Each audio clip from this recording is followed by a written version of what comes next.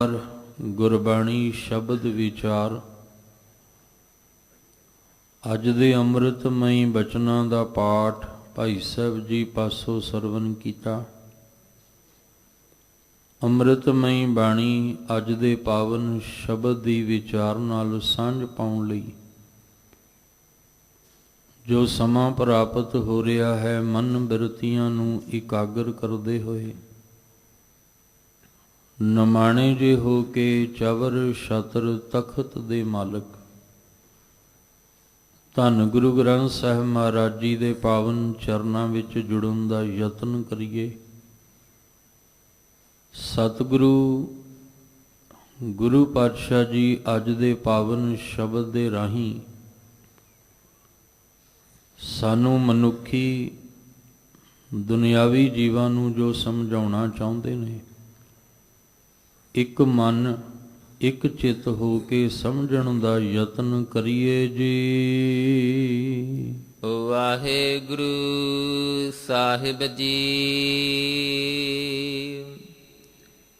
ਸ੍ਰੀ ਰਾਗ ਮਹੱਲਾ ਤੀਜਾ। ਮੇਰੇ ਮਨ ਹਰ ਕਾ ਨਾਮ ਧਿਆਏ, ਸਾਚੀ ਭਗਤ ਤਾ ਥੀਐ, ਜਾਂ ਹਰ ਵਸੈ ਮਨ ਆਏ। ਰਹਾਉ। ਆਪ ਜੀ ਰੋਜ਼ਾਨਾ ਇਸ ਅਸਥਾਨ ਤੋਂ ਅੰਮ੍ਰਿਤਮਈ ਬਾਣੀ ਗੁਰ ਸ਼ਬਦ ਵਿਚਾਰ ਦਾ ਲਾਹਾ ਪ੍ਰਾਪਤ ਕਰਦੇ ਆ ਰਹੇ ਹੋ। ਤੀਸਰੇ ਪਾਤਸ਼ਾਹ ਧੰਨ ਧੰਨ ਗੁਰੂ ਅਮਰਦਾਸ ਮਹਾਰਾਜ ਜੀ ਸਤਿਗੁਰੂ ਜੀ ਵੱਲੋਂ ਉਚਾਰਨ ਕੀਤਾ ਹੋਇਆ ਪਾਵਨ ਸ਼ਬਦ ਸ਼੍ਰੀ ਰਾਗ ਵਿੱਚ ਗੁਰੂ ਗ੍ਰੰਥ ਸਾਹਿਬ ਮਹਾਰਾਜ ਜੀ ਦੀ ਪਵਿੱਤਰ ਬਾਣੀ ਪਾਵਨ ਅੰਗ 35 ਦੇ ਉੱਪਰ ਸਭਾਇਮਾਨ ਹੈ। ਸ਼ਬਦ ਦਾ ਕੇਂਦਰੀ ਭਾਵ ਰਹਾਉ ਵਾਲੀ ਪੰਕਤੀ, ਜਿਸ ਵਿੱਚ ਗੁਰੂ ਸਾਹਿਬ ਜੀ ਸਾਨੂੰ ਆਪਣੇ ਆਪਣੇ ਮਨ ਨੂੰ ਆਵਾਜ਼ ਦੇਣ ਵਾਸਤੇ ਆਖਦੇ ਨੇ ਕਿ ਆਪਣੇ ਆਪਣੇ ਮਨ ਨੂੰ ਅਸੀਂ ਆਵਾਜ਼ ਦਈਏ, ਮਨਾ ਤੂੰ ਪਰਮੇਸ਼ਵਰ ਦਾ ਨਾਮ ਧਿਆਇਆ ਕਰ। ਪਰਮੇਸ਼ਵਰ ਦਾ ਨਾਮ ਧਿਆਉਣ ਦੇ ਨਾਲ ਅੰਦਰ ਸੱਚੀ ਭਗਤੀ ਦਾ ਜਾਗ ਲੱਗੇਗਾ, ਤੇ ਜਦੋਂ ਸੱਚੀ ਭਗਤੀ ਦਾ ਜਾਗ ਅੰਦਰ ਮਨ ਵਿੱਚ ਲੱਗ ਗਿਆ, ਫਿਰ ਉੱਥੇ ਕੋਈ ਸਮੇਂ ਦੀ ਟਾਈਮ ਦੀ ਲਿਮਟ ਨਹੀਂ। ਜਿੱਥੇ ਭਗਤੀ ਹੈ ਉੱਥੇ ਸਮੇਂ ਦੀ ਕੋਈ ਪਾਬੰਦੀ ਨਹੀਂ ਹੈ। ਪਰਮੇਸ਼ਵਰ ਦੇ ਨਾਮ ਦੀ ਆਰਾਧਨਾ ਜਿਹੜੀ ਹੈ ਇਹ ਅਨਲਿਮਟ ਹੈ,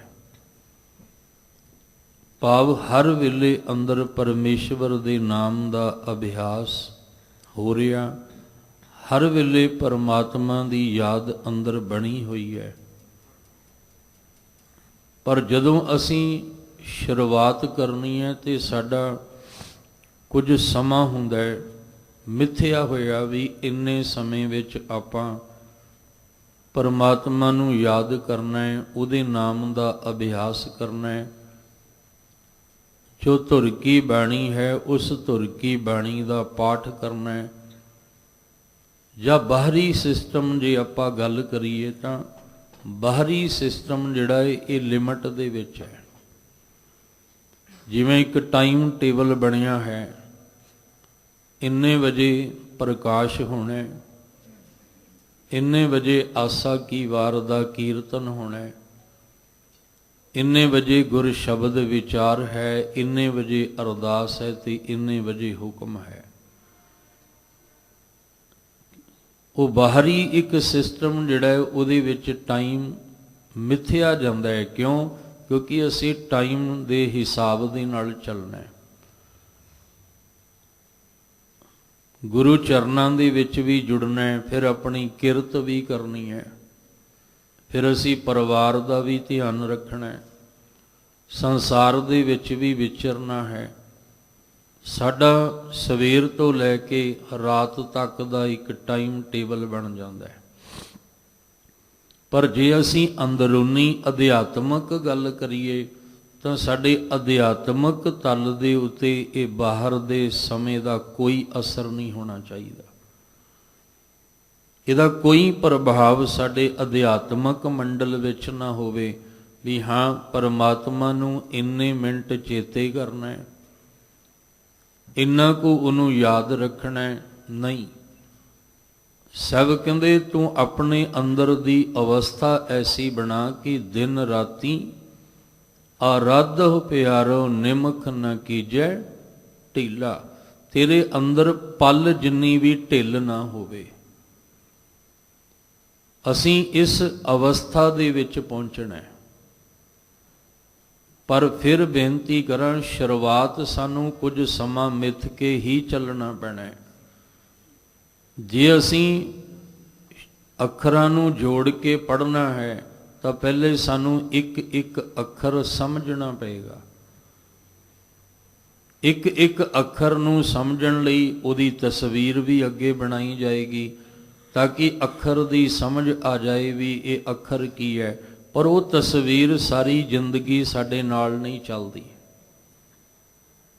ਉਹ ਕੁਝ ਸਮੇਂ ਲਈ ਹੁੰਦੀ ਹੈ। ਕਾਹਦੇ ਲਈ ਹੁੰਦੀ ਹੈ? ਸਿਰਫ ਇਹਨਾਂ ਅੱਖਰਾਂ ਨੂੰ ਸਮਝਣ ਵਾਸਤੇ। ਜਦੋਂ ਅੱਖਰ ਸਮਝ ਆ ਗਏ, ਉਹਨਾਂ ਨੂੰ ਜੋੜ ਕੇ ਪੜ੍ਹਨ ਦੀ ਜਾਚ ਆ ਗਈ।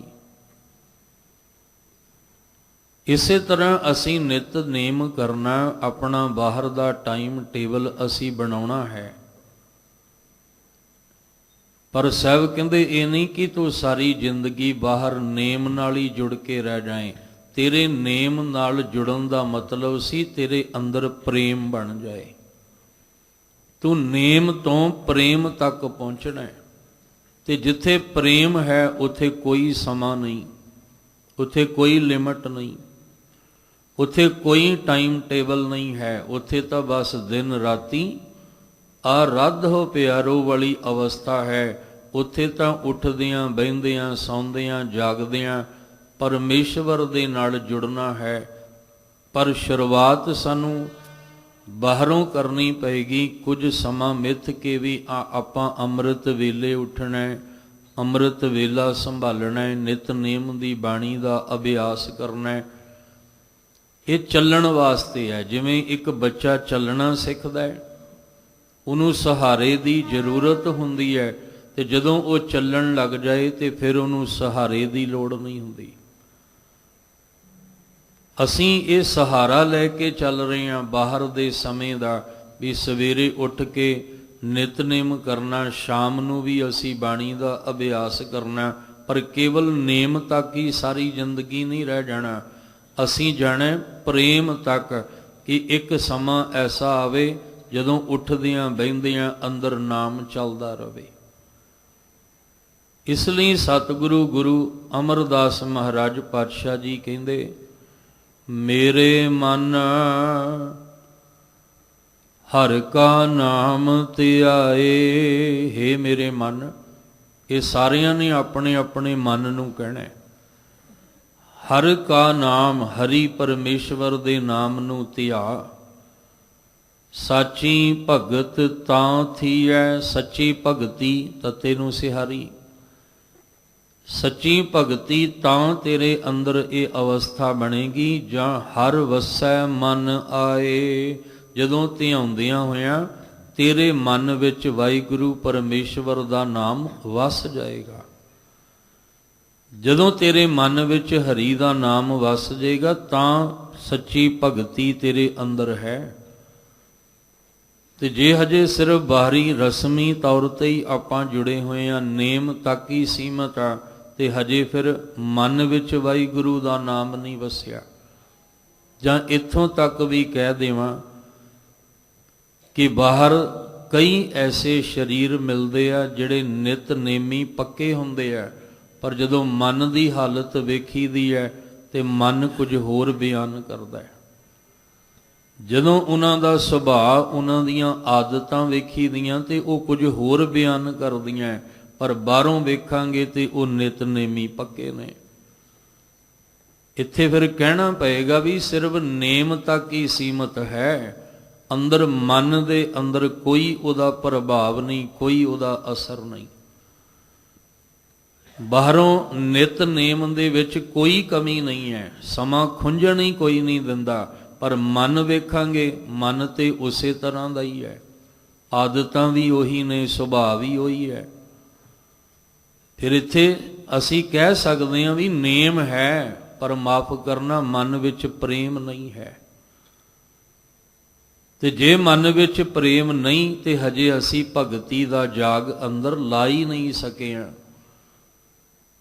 ਤੇ ਜਿੰਨਾ ਚਿਰ ਮਨ ਵਿੱਚ ਭਗਤੀ ਦਾ ਰੰਗ ਨਹੀਂ ਲੱਗੇਗਾ, ਜਾਗ ਨਹੀਂ ਲੱਗੇਗਾ, ਉਨਾ ਚਿਰ ਫਿਰ ਸਾਡਾ ਜੀਵਨ ਨਹੀਂ ਬਦਲਣਾ, ਉਨਾ ਚਿਰ ਅਸੀਂ ਕਾਮਯਾਬ ਨਹੀਂ ਹੋ ਸਕਦੇ। ਇਸ ਲਈ ਆਪਣੇ ਮਨ ਨੂੰ ਸਮਝਾਓ, ਮੇਰੇ ਮਨ ਹਰਿ ਕਾ ਨਾਮ ਧਿਆਏ, ਸਾਚੀ ਭਗਤ ਤਾਂ ਥੀਐ। ਸੱਚੀ ਭਗਤੀ ਤਾਂ ਹੋਵੇਗੀ ਜਾਂ ਹਰ ਵਸੈ ਮਨ ਆਏ, ਮਨ ਵਿੱਚ ਜੇ ਹਰੀ ਵਸ ਜਾਏ। ਇਹ ਨਿਤਨੇਮ ਦੀ ਬਾਣੀ ਸਾਡੇ ਮਨ ਵਿੱਚ ਵਸ ਜਾਏ। ਜਪਜੀ ਸਾਹਿਬ ਦਾ ਪਾਠ ਸਿਰਫ ਮੂੰਹੋਂ ਬੋਲ ਕੇ ਨਹੀਂ, ਅੱਖਾਂ ਨਾਲ ਪੜ੍ਹ ਕੇ ਨਹੀਂ, ਜਾਂ ਕੰਨਾਂ ਨਾਲ ਸੁਣ ਕੇ ਨਹੀਂ, ਇਹ ਸਾਡੇ ਮਨ ਵਿੱਚ ਵਸ ਜਾਏ। ਆਨੰਦ ਸਾਹਿਬ ਦੀ ਬਾਣੀ ਦਾ ਜਿਹੜਾ ਆਨੰਦ ਹੈ ਉਹ ਸਿਰਫ ਮੁਖੋਂ ਬੋਲ ਕੇ ਨਹੀਂ, ਸੁਣ ਕੇ ਜਾਂ ਪੜ੍ਹ ਕੇ ਨਹੀਂ, ਉਹ ਆਨੰਦ ਸਾਡੇ ਮਨ ਵਿੱਚ ਵਸਣਾ ਚਾਹੀਦਾ ਹੈ। ਇਸ ਲਈ ਸਾਹਿਬ ਜੀ ਕਹਿੰਦੇ ਨੇ ਤਾਂ ਤੇਰੇ ਅੰਦਰ ਸੱਚੀ ਭਗਤੀ ਮੰਨੀ ਜਾ ਸਕਦੀ ਹੈ, ਤਾਂ ਕਿਹਾ ਜਾ ਸਕਦਾ ਵੀ ਇਹ ਭਗਤ ਹੈ, ਇਹ ਸੱਚਾ ਭਗਤ ਹੈ, ਇਹ ਸੱਚਾ ਵਾਹਿਗੁਰੂ ਜੀ ਦਾ ਪਿਆਰਾ ਹੈ।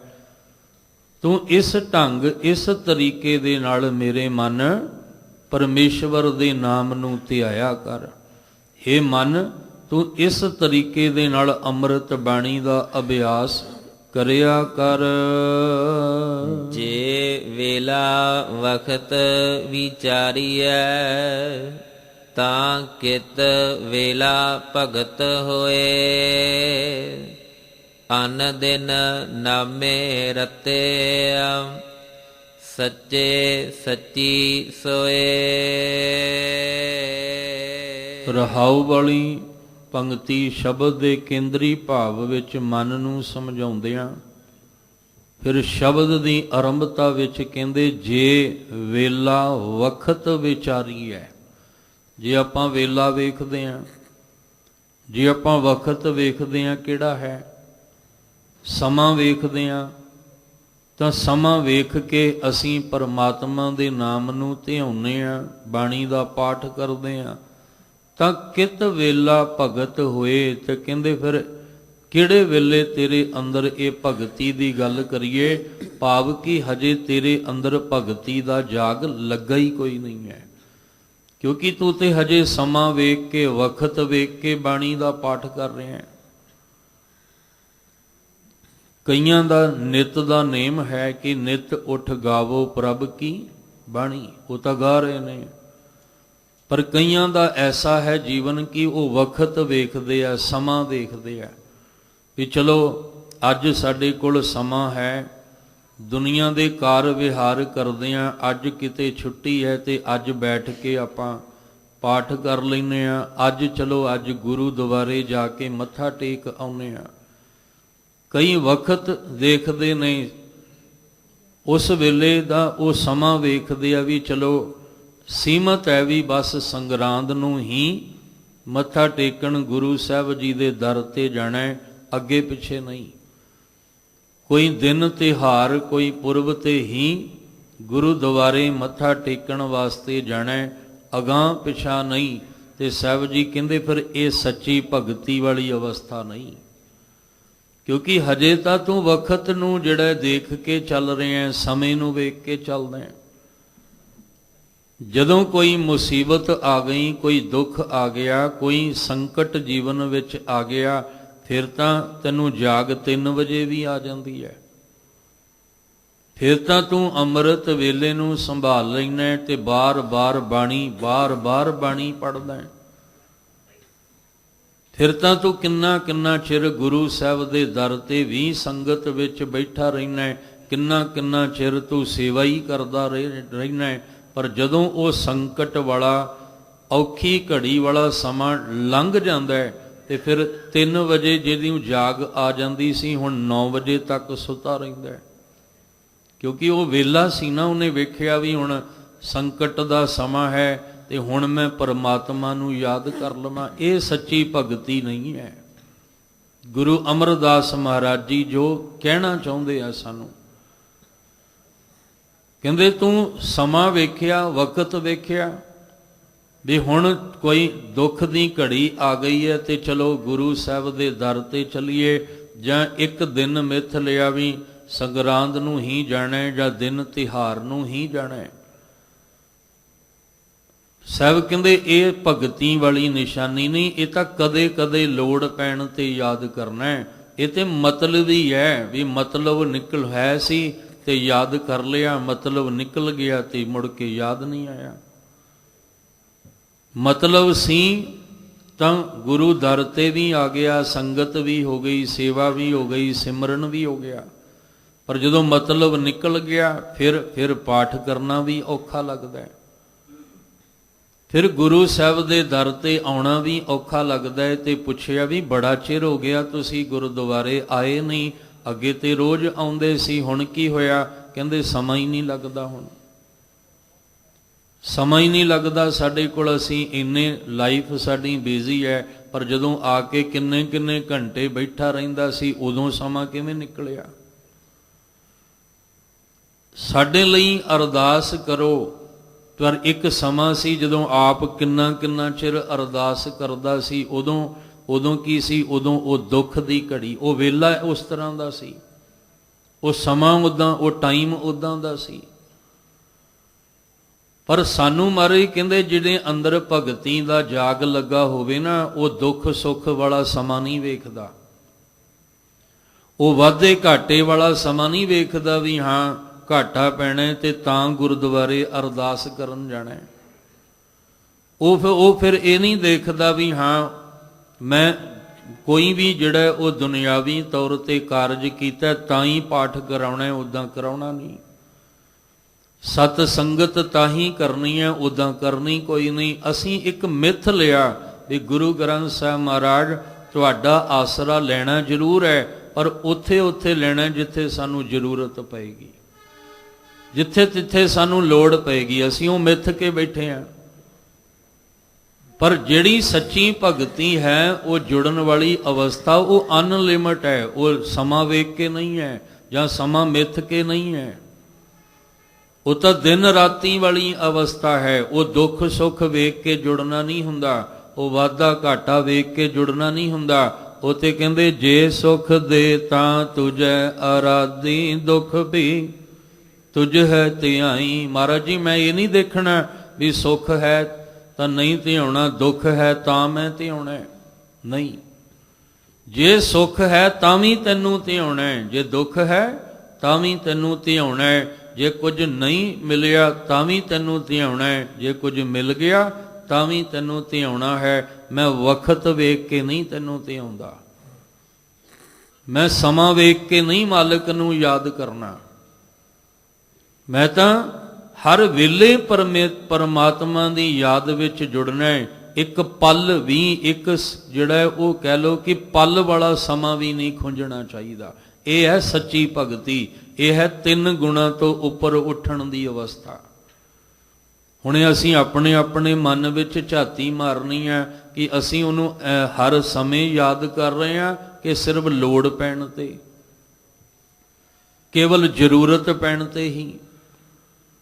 ਸਤਿਗੁਰੂ ਮਹਾਰਾਜ ਪਾਤਸ਼ਾਹ ਜੀ ਸਮਝਾਉਂਦੇ ਪਏ ਨੇ, ਸਾਹਿਬ ਕਹਿੰਦੇ ਜੇ ਵੇਲਾ ਵਖਤ ਵਿਚਾਰੀਐ, ਜੇ ਤੁਸੀਂ ਵੇਲਾ ਸਮਾਂ ਤੇ ਵਕਤ ਕਿਹੜਾ ਹੈ, ਕਿਸ ਤਰ੍ਹਾਂ ਦਾ ਵਕਤ ਹੈ, ਜੇ ਤੁਸੀਂ ਉਹਨੂੰ ਵਿਚਾਰੋਗੇ ਤਾਂ ਕਿਤ ਵੇਲਾ ਭਗਤ ਹੋਏ, ਤਾਂ ਕਿਹੜੇ ਵੇਲੇ ਭਗਤੀ ਕਰੋਗੇ?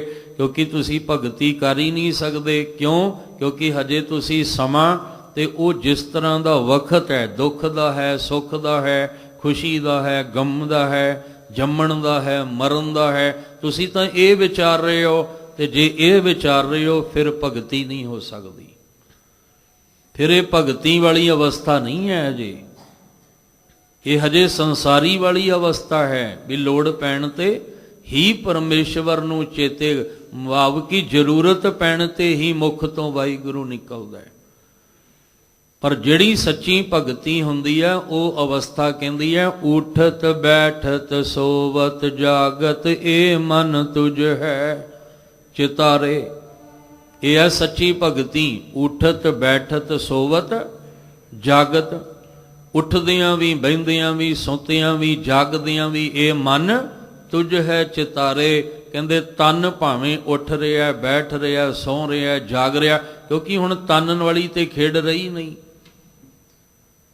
ਜਿਹੜੀ ਭਗਤ ਦੀ ਅਵਸਥਾ ਹੁੰਦੀ ਹੈ ਉਹ ਤਨ ਦੇ ਨਾਲ ਉਹਦੀ ਅਟੈਚਮੈਂਟ ਰਹਿੰਦੀ ਕੋਈ ਨਹੀਂ ਹੈ। ਉਹ ਫਿਰ ਇਹ ਤਨ ਕੀ ਹੈ? ਮਾਇਆ। ਮਾਇਆ ਕੀ ਹੈ? ਸੰਸਾਰ। ਉਹ ਸੰਸਾਰ ਤੋਂ ਨਿਰਲੇਪ ਹੋ ਜਾਂਦਾ ਹੈ। ਉਹ ਮਨ ਫਿਰ ਉੱਠਦਿਆਂ ਬਹਿੰਦਿਆਂ ਪਰਮੇਸ਼ਵਰ ਨੂੰ ਧਿਆਉਂਦਾ ਹੈ। ਤਨ ਭਾਵੇਂ ਸੁੱਤਾ ਪਿਆ, ਮਨ ਅੰਦਰ ਧਿਆਈ ਜਾਂਦਾ ਹੈ। ਤਨ ਭਾਵੇਂ ਤੁਰਿਆ ਫਿਰਦਾ ਹੈ, ਸਰੀਰ ਬਾਡੀ ਤੁਰੀ ਫਿਰਦੀ ਹੈ, ਪਰ ਉਹ ਅੰਦਰ ਉਹਨੂੰ ਧਿਆ ਰਿਹਾ ਹੈ। ਪਰ ਜੇ ਅਸੀਂ ਵਕਤ ਹੀ ਹਜੇ ਤੱਕ ਵਿਚਾਰ ਰਹੇ ਹਾਂ ਤੇ ਮਾਫ ਕਰਨਾ, ਫਿਰ ਹਜੇ ਭਗਤੀ ਤੱਕ ਨਹੀਂ ਅਸੀਂ ਪਹੁੰਚੇ ਹਾਂ। ਹਜੇ ਤਾਂ ਅਸੀਂ ਉਰਾਰ ਹੀ ਫਿਰਦੇ ਹਾਂ। ਸਮਾਂ ਵੇਖ ਕੇ ਚੇਤੇ ਕਰਨਾ ਹੈ, ਸਮਾਂ ਵੇਖ ਕੇ ਹੀ ਉਹਨੂੰ ਧਿਆਉਣਾ ਹੈ, ਸਮਾਂ ਵੇਖ ਕੇ ਹੀ ਯਾਦ ਕਰਨਾ ਹੈ। ਸਮਾਂ ਲੰਘ ਗਿਆ ਤੇ ਤੂੰ ਕੌਣ ਤੇ ਮੈਂ ਕੌਣ। ਕਈਆਂ ਦੇ ਜੀਵਨ ਦੀ ਅਵਸਥਾ, ਜਿਹੜੇ ਤਾਂ ਨਿੱਤ ਉੱਠ ਕੇ ਅਭਿਆਸ ਕਰਨ ਵਾਲੇ ਆ, ਮੁਬਾਰਕ ਹੈ। ਵਾਹਿਗੁਰੂ ਇੱਕ ਕਦਮ ਹੋਰ ਕਾਮਯਾਬੀ ਸਾਨੂੰ ਦੇਣ, ਅਸੀਂ ਨੇਮ ਤੋਂ ਪ੍ਰੇਮ ਤੱਕ ਪਹੁੰਚ ਸਕੀਏ। ਪਰ ਬਹੁਤੇ ਐਸੇ ਵੀ ਵੇਖਣ ਨੂੰ ਮਿਲਦੇ ਆ ਕਿ ਕਹਿੰਦੇ ਜੀ ਜਦੋਂ ਕੋਈ ਸਮਾਂ ਦੁੱਖ ਸੁੱਖ ਜੰਮਣ ਮਰਨ ਦਾ ਆਉਂਦਾ ਅਸੀਂ ਤੇ ਉਦੋਂ ਹੀ ਗੁਰੂ ਸਾਹਿਬ ਦਾ ਆਸਰਾ ਲੈਂਦੇ ਆ, ਵਰਨਾ ਸਾਡੇ ਕੋਲ ਟਾਈਮ ਹੀ ਕਿੱਥੇ ਹੈ, ਵਰਨਾ ਸਾਡੇ ਕੋਲ ਸਮਾਂ ਹੀ ਕਿੱਥੇ ਹੈ। ਕਈ ਥਾਵਾਂ ਤੇ ਐਸਾ ਵੀ ਮਾਹੌਲ ਵੇਖਣ ਨੂੰ ਮਿਲਿਆ, ਭਾਵੇਂ ਉਹ ਖੁਸ਼ੀ ਦਾ ਸੀ, ਭਾਵੇਂ ਉਹ ਗਮ ਦਾ ਸਮਾਂ ਜੰਮਣ ਦਾ ਸੀ, ਭਾਵੇਂ ਮਰਨ ਦਾ, ਕਿਉਂਕਿ ਅਸੀਂ ਸਹਾਰਾ ਉਦੋਂ ਹੀ ਲੈਂਦੇ ਹਾਂ ਗੁਰੂ ਸਾਹਿਬ ਦਾ। ਕਿ ਘਰ ਵਿੱਚ ਕੋਈ ਜਨਮ ਹੋ ਗਿਆ ਤੇ ਚਲੋ ਹੁਣ ਪਾਠ ਕਰਾ ਲਈਏ, ਉਹ ਵੀ ਬੰਦੇ ਕੋਲ ਸੁਣਨ ਲਈ ਵੀ ਸਮਾਂ ਨਹੀਂ ਹੁੰਦਾ। ਚਲੋ ਘਰ ਦੇ ਵਿੱਚ ਮੌਤ, ਕਿਸੇ ਦੀ ਮਰਗ ਮੌਤ ਹੋਈ ਹੈ ਤੇ ਹੁਣ ਪਾਠ ਜਿਹੜਾ ਆਰੰਭ ਕਰਾਉਣਾ ਪੈਣਾ ਹੈ, ਕਿਉਂਕਿ ਇੱਕ ਰਸਮ ਬਣੀ ਹੋਈ ਹੈ। ਜਨਮ ਵੇਲੇ ਪਾਠ ਤੇ ਮੌਤ ਦਾ ਸਮਾਂ ਹੋਵੇ ਉਦੋਂ ਪਾਠ ਕਰਾਉਣਾ ਹੀ ਪੈਣਾ ਹੈ। ਪਰ ਉਦੋਂ ਵੀ ਗੁਰਬਾਣੀ ਸੁਣਨ ਲਈ ਸਾਡੇ ਕੋਲ ਸਮਾਂ ਨਹੀਂ ਹੁੰਦਾ।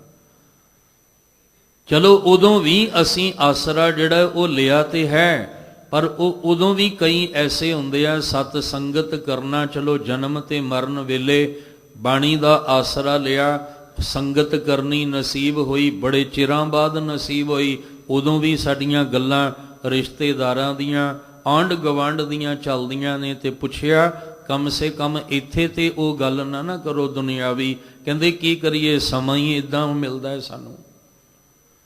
ਇੱਕ ਸਮਾਂ ਮਿਲਿਆ ਸੀ ਸੰਗਤ ਕਰਨ ਵਾਸਤੇ, ਭਾਵੇਂ ਉਹ ਬਹਾਨਾ ਜਨਮ ਦਾ ਬਣ ਗਿਆ, ਭਾਵੇਂ ਮੌਤ ਦਾ ਬਣ ਗਿਆ, ਪਰ ਉਸ ਸਮੇਂ ਵਿੱਚ ਵੀ ਅਸੀਂ ਪਰਮੇਸ਼ਵਰ ਨੂੰ ਯਾਦ ਕਰਨ ਦੀ ਬਜਾਏ ਆਪਣੀ ਦੁਨਿਆਵੀ ਗੱਲਾਂ ਹੀ ਕਰਦੇ ਰਹੇ, ਇਹ ਸੋਚ ਕੇ ਵੀ ਮੁੜ ਕੇ ਪਤਾ ਨਹੀਂ ਕਦੋਂ ਮਿਲਣਾ ਕਦੋਂ ਨਹੀਂ ਮਿਲਣਾ।